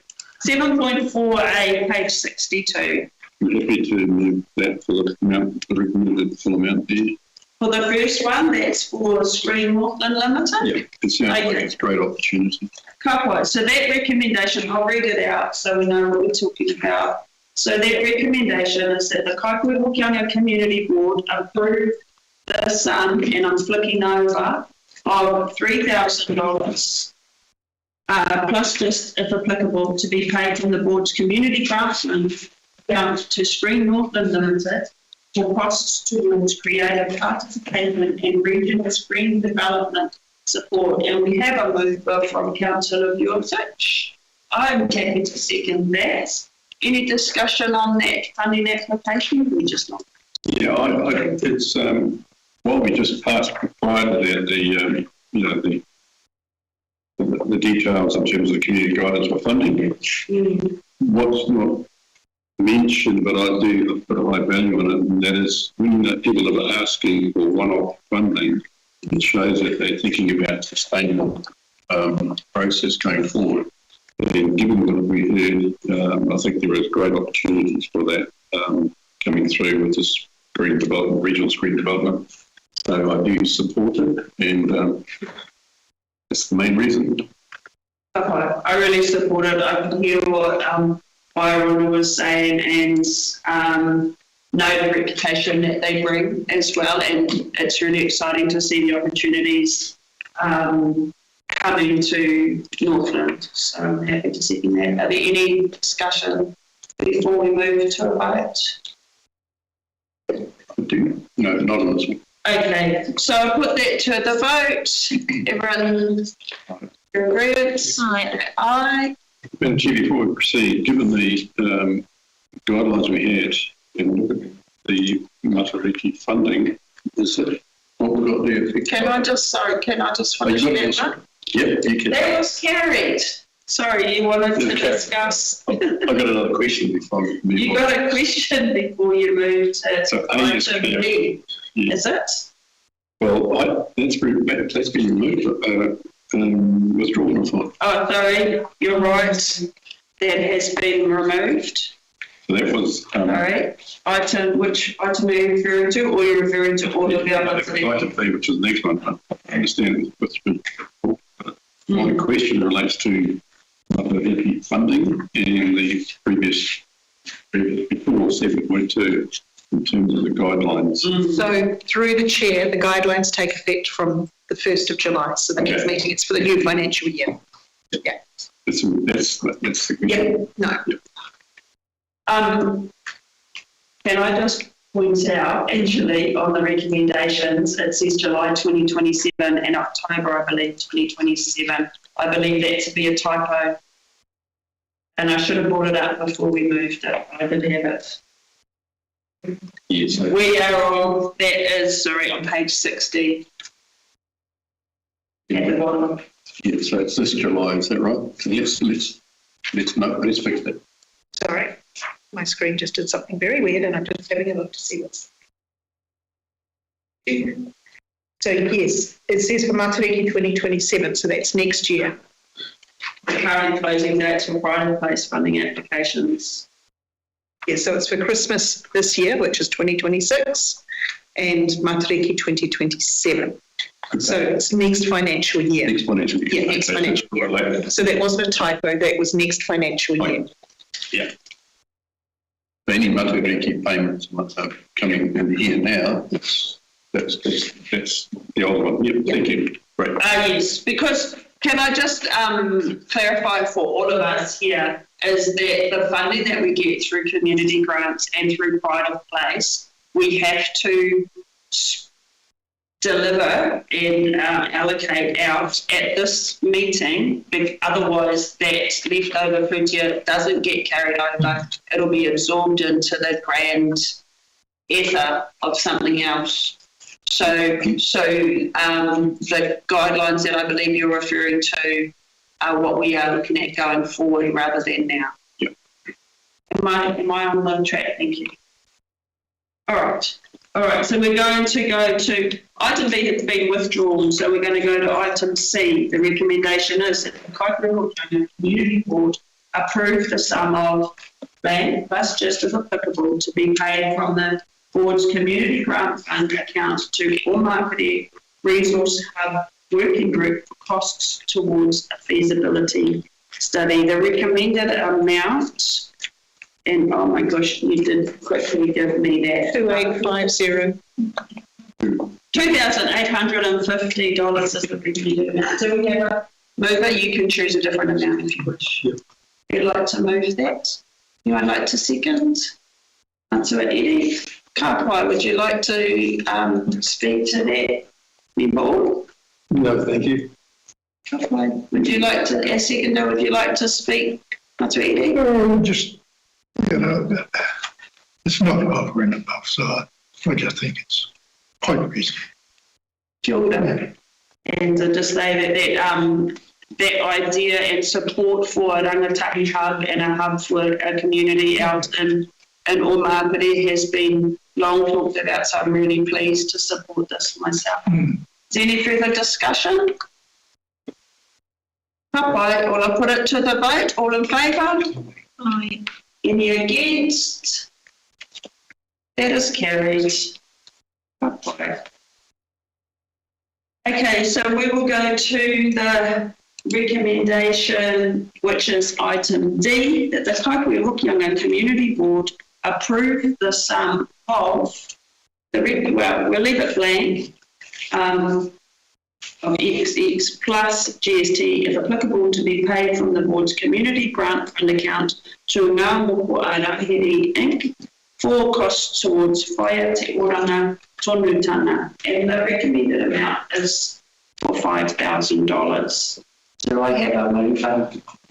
Do I member all? Do I have a seconder for Councillor Allen? Sorry, did you want to move for 5,000? Yes. Yes, Kapa. And you're happy to second that, Councillor Allen? Yeah. Kapa, would you like to speak to that, member? Well, you can see the passion that's coming through, and anything we can do to support our youth, we should be doing. Kia ora. Would you like to say anything? No, just that I support the recommended amount, and I know in our previously paying for kai has always been a contentious take, whether that's our responsibility to cover things like catering and that. So, yeah, I'm happy with 5,000 recommended. Kia ora. And I'll put that to the vote. All in favour? Aye. And that has been carried. We will go to item E. So the Kaikohe-Hokianga Community Board to approve the sum of X plus just, if applicable, to be paid from the board's community grant fund account to Momentum Charitable Trust towards life and financial skills programs supporting reintegration for Kaikohe-Hokianga residents. Do I have a mover for that amount, or for that motion, recommendation? Yeah, Councillor Wilson, I'll second that. Did you have an amount in mind? It's not a substantial amount they got there. I'm happy with that, but I'm happy to hear the discussions, what people think. The recommended amount of 2,300. Would you like to speak further on that recommendation? I'd like the knowledge around the table to say, I've got, as a member, I can respond. You can, as seconder, I'll pick that up. I think that reintegration, particularly for our own people coming back into society, if this is going to help people to move forward in life and, care for themselves and their whānau, then that's a good thing that I can support. Yeah, member all. I'll speak against the motion. I think these services should be provided by government agencies. Any further point at all? That was my thinking as well. Why isn't the government agency picking up this? And they didn't speak, did they? Not this time. So, yeah, through the chair. They went to Te Huka Community Board yesterday as well, and they declined it because they also believe it should be funded by the Department of Corrections or Justice or one of those ones. Yeah. I have spoken with them several times about this, and Corrections and Justice have said, we don't have enough money to do it, we can't fund it. They have tried seeking funding from elsewhere, but like everywhere else, everyone's cutting back on funding. So they are now going to where they can to try and get some funding. I see the value in it. It is a challenge, and I also agree that this should be funded by the government, but the government is refusing to do that. They're refusing to give additional funds for this. Initially, they were going to go back to the proceeds of crime, but the funds from that have been suborned by the current government rather than being released back into communities. So that has made more of a challenge as well.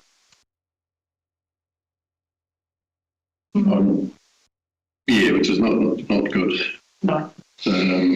I think it's a critical. I think most of us around the table think it's really important service. We're not saying it isn't. I'm inclined to stick to the low figure there. And passing my thoughts, my final closing remarks.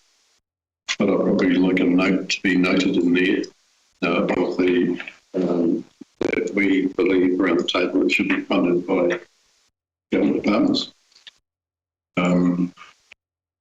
So that's where it should lie. Whether we do a strongly worded list or whatever, but I'm happy to stick to the original motion for that amount. Okay, I'll put that to the vote. All in favour?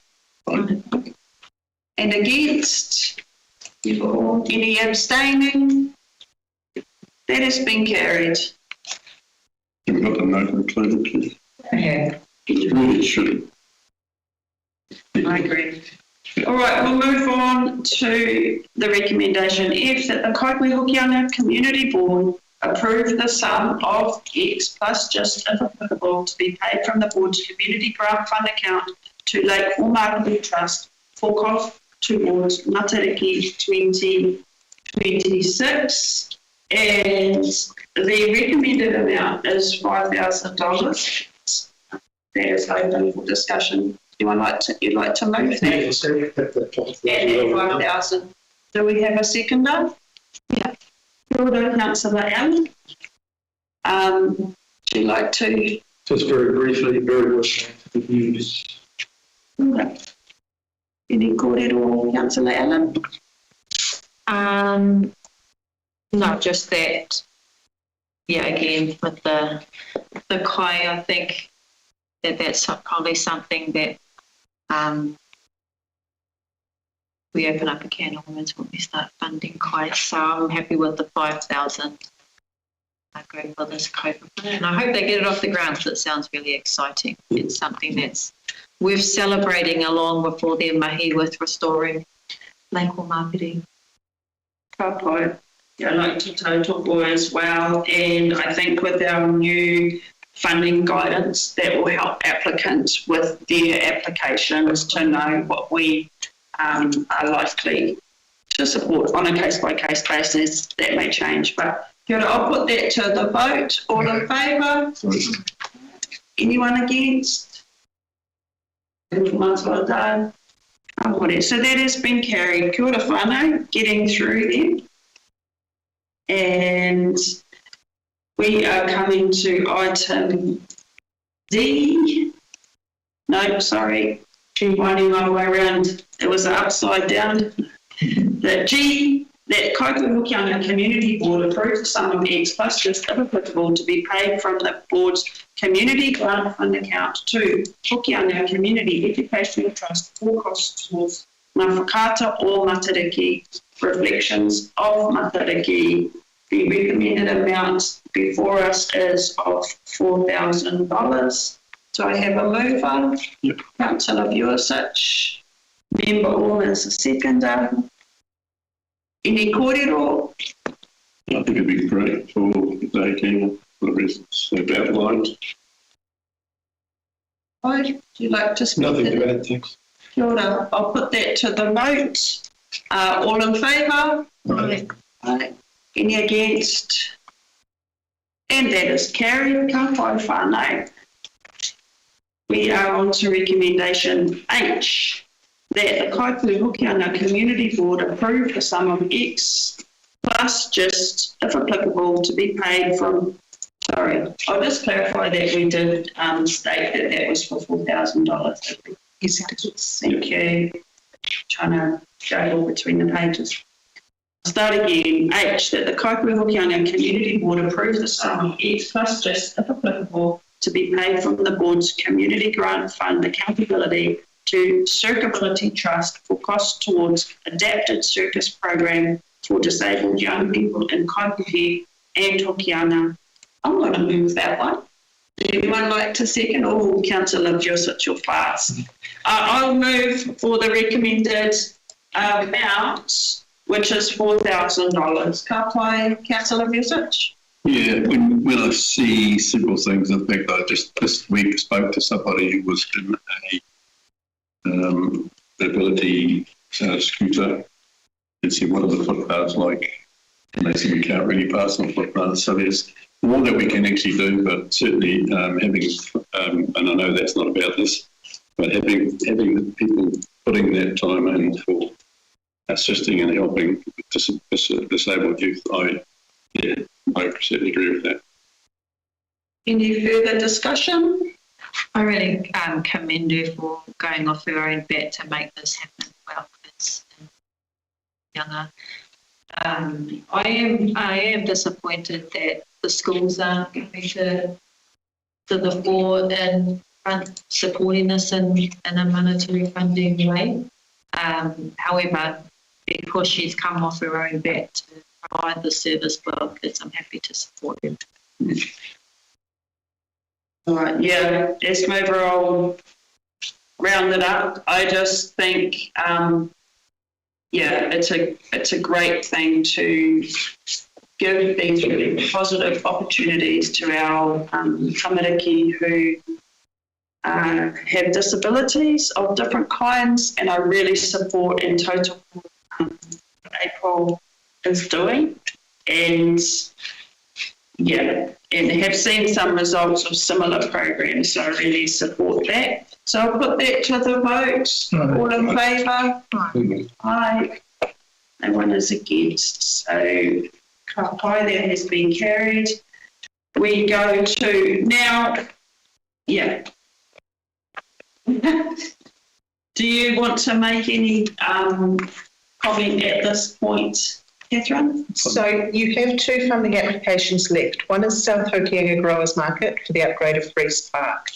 I have recommended that one be left to lie. There is a lot of work going on there at the moment around the drainage side of things. And I've spoken with the applicants about this as well. It is likely that they're going to have to completely revisit their application and bring it back. So at the moment, that one I would suggest put it to one side or bring it back in the new year once the drainage and everything else as far as we can is sorted at Freeze Park, because we don't want to give them funding for something that then just has to be ripped up again and redone. The other one you have there again is the Waitapu Community Centre. Now, I know that last meeting, Member Van Galen suggested they go and get registered as a historic places one, so that will open up new funding. That is quite a process that will take time. They need to get the roof and everything sorted first.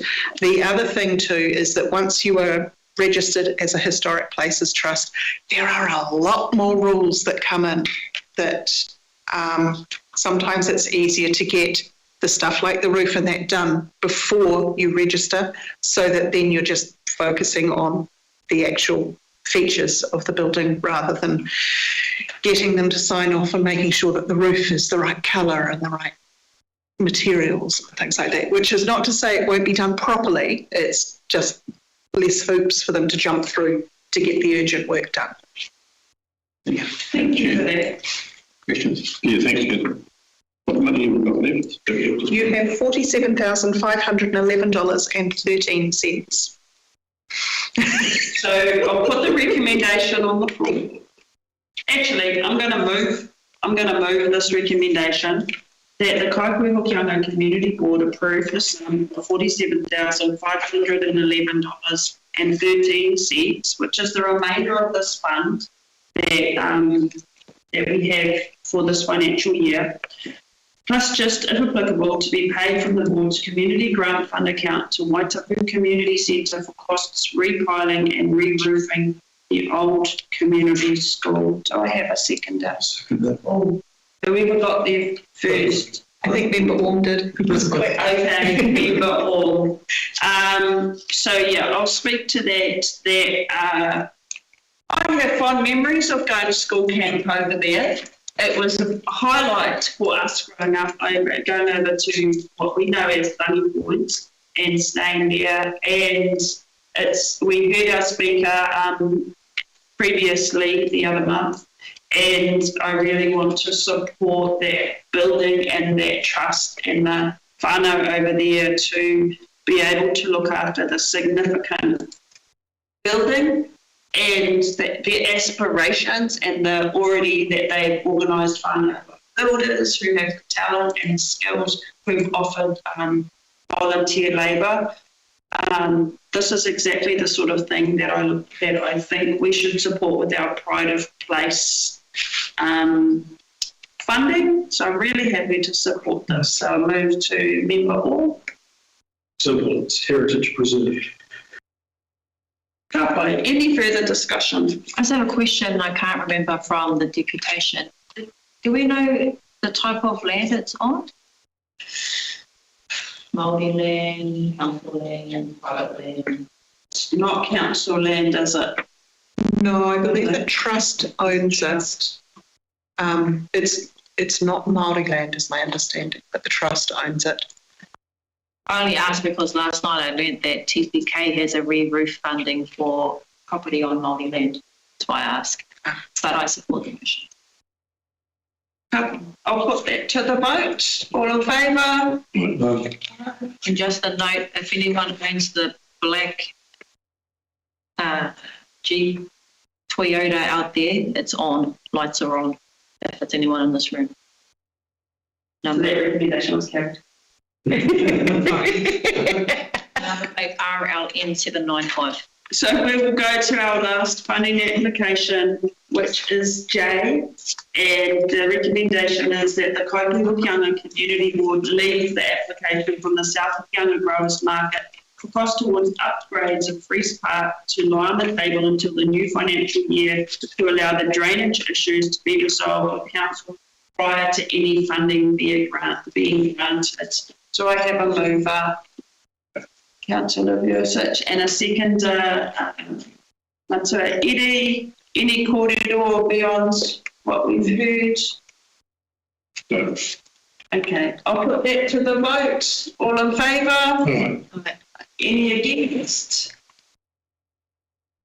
That has been carried to leave that to lie on the table. Catching up with myself here. Happy to move to point 5. I'm getting council. He's getting hangry. This is item 7.5, which is on page 88. I always like to look at what's actually approving there. So the recommendation is that the Kaikohe-Hokianga Community Board note the project reports received from Old Angels, Bay of Islands Creative Charitable Trust, Claire Gordon, Graham Dingle Foundation Whānau, Hokianga Country Music Club 2025 Festival, Manaki Tinana Trust, Momentum Charitable Trust, Ngāwuhu Ārahiri Inc., Northland Edible Garden Trail, All Highway Taiamai Residents Association, Taiamai Day, Rawene Primary School, South Hokianga Growers Market, and Tangihanga. So I have a mover. You moved, did you, Councillor Vucic? Member Orm second. Is there any corridor about receiving these reports? Okay, I'll put that to the vote. All in favour? Aye. Any against? Ahuri, that has carried. Where are we up to? Councillor Vucic. We are up to 8.1, which is on page 144. I've got these little tabs here. Well, you're on, so I'm not getting no time to do that. Chris is laughing, but she knows I just didn't think of it.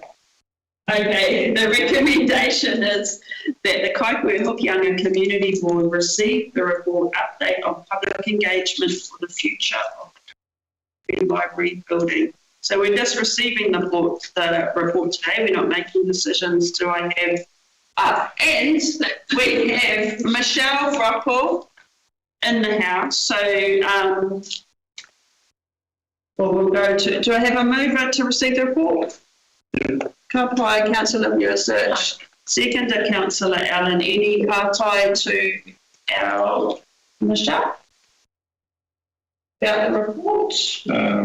Are you going to give an update or quickly? Yeah, to the Chair, yes, I am. So consultation closed on the 31st of May, this weekend. We had a total of 82 online submissions. Majority are in favour of subletting the building and leasing it for a commercial community purpose. Second in line is selling the building, and then with the least popular ones were to retain the building for council purposes and to demolish the building. We also had 61 interactions via our online app, our gamified app that we had, and we had 33 responses that we collected from the Kaikohe night markets. We're just waiting to receive the booklets that we sent through to all the rangatahi, and also we had displays at the current library and on the mobile library as well that we're waiting to collect that information. So my plan is to start sifting through everything and bring you a report back in July with the analysis and then a recommendation on the way forward. So now, do you have any questions for Michelle? I have one, but it's not to do with the library. Do you know when we'll be hearing back about the Kaikohe Reserve Park consultation? It's not you. Okay, just try my luck. All good. Got to try, eh? Got to try. So yeah, we look forward to hearing. What are the next steps? You're going to collate all the information? Yeah, so I've started doing that today, collating it, analysing, see what the common themes are. From quick looking, it's the most common thing is they want to be a community space for youth or to provide services, but then the question is, well, what services are already being provided within the community that may be scattered around town rather than being in one place, and what services are we going to be providing at the new library? So need to work the pros and cons, but yeah, that's the plan. Come back to you next month. Oh, we have a question here from... I just wondered, did you want the board to provide you some feedback on FNDC? Yeah, definitely. Yeah. Is it time for that now? Or I can do it fine. Right. I have another question actually. Were you able to see? Were you here for the presentations? Yeah. So yes, would people like to throw in their 50 cents worth of vision for the current library building once it's no longer a library? I think we're going through a community process. I don't want to sort of give a personal view. The only thing I would say though is that it has to not, because quite now it's a bit negative, with being quite close to the alcohol places. So whatever's done, if it can be create a nice space that lifts and takes away some of that negative nature, that'd be great. Mm-hmm. And I'll just leave it to the designers. Yeah, I'll go to member and then I'll go to Councillor Allen. Well, just in terms of if it does become a shared space, I thought about having a lead group who could do online bookings for the other groups that were potentially going to use it. Just an observation. Just in the invitations today, I felt like the hapu didn't quite have a very clear vision of what they wanted that space, just that they want to be part of it. And so it would be good for them to come back with a clearer vision for us to sink our teeth into how that might look. But I did appreciate that gave it a point of difference from the new library and Te Kona and the other services, having that really cultural centre, I suppose. So yeah, it'll be cool for them to come back with a clearer vision, but I did like that it made it different from the rest. Just through the chair, so the decision that we're hoping to get in September is the direction on the use of the building. So if it is determined that, yes, let's go out for a lease, whether it's commercial or community, we'll then do those expressions of interest. So it'll give those groups the opportunity to come back with more specific details. And then that will then decide who will occupy the building. If that's the way we go, may demolish the building, no. Yeah. So at this point, we're just seeking the direction for the building, and then from there, we'll come up the other decisions. Even hearing that, I'll throw my 50 cents or 5 cents in. I really total for that. One of our speakers, I believe it was Tangaro, talked about his good memories of that space, and I have those memories myself. And I also recognise that it's not, or it doesn't always feel the safest place at the moment. Talking about outside. So for me, I know that the majority of the kōrero is about the use of that building, but for me, it's really important to have that outside space retained for the public. My preference would be that that is still a really public space, but a very welcoming and safe place. So that's something I wanted to throw in there. And then just to also ensure that previous kōrero from our board, perhaps informally, but there was quite a strong push at that time to ensure that it actually doesn't become a social services space, but more leaning towards being a creative space, and along those lines, and incorporating perhaps the whole vision of what we know as Library Lane. So I wanted to make sure that that's recorded in that, along with everything else that we've heard. So, kia ora. Any further questions while we have Michelle here, or comments? Ka hore. Ka hore. So we're going to go to what we're just doing is receiving the report, and I'll put that to the vote. All in favour? Any against? No, that was carried. Good. So we've only got one last thing on our agenda, which is item 8.2, the Open Resolutions Report. Thank you, Michelle. On page 149, this is the Council of Usage. And do I have a mover to receive this report? Member all, and I'll second that. Any comment? No. I'll just make the comment that we had the ground lease report back to us. Oh, sorry, Melissa, did that already came back to us, or am I getting mixed up with something else? It says here that the report regarding the Kaikohe landfill was deferred and is now scheduled to be presented to the Kaikohe-Hokianga Community Board in June. But it came to council, I believe. It says the report will include a recommendation that council deny all new ground leases.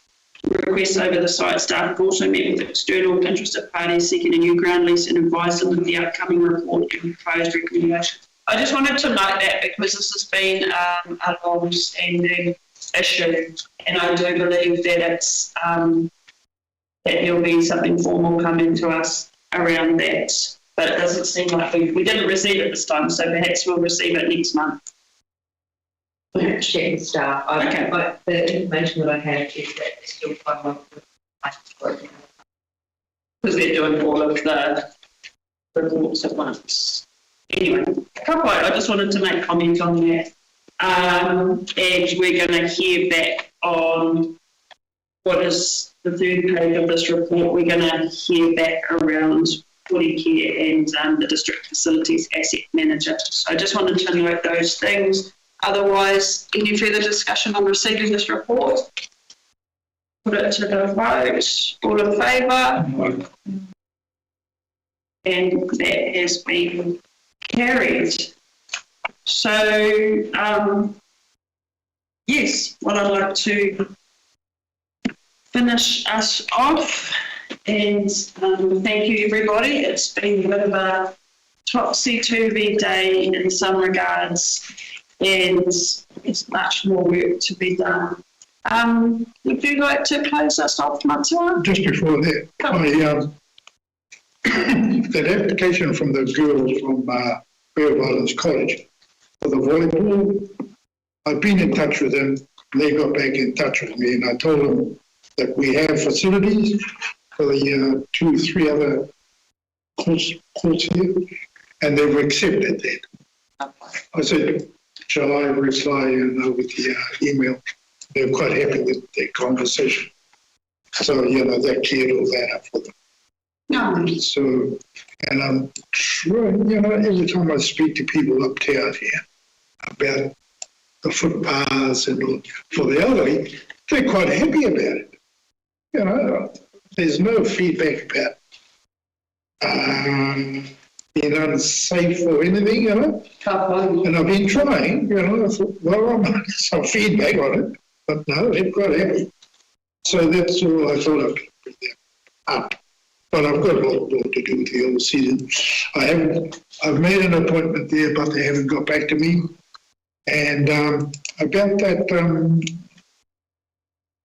email to William Armstrong, so I just want to hear back from here when he can come in and have a bit of a...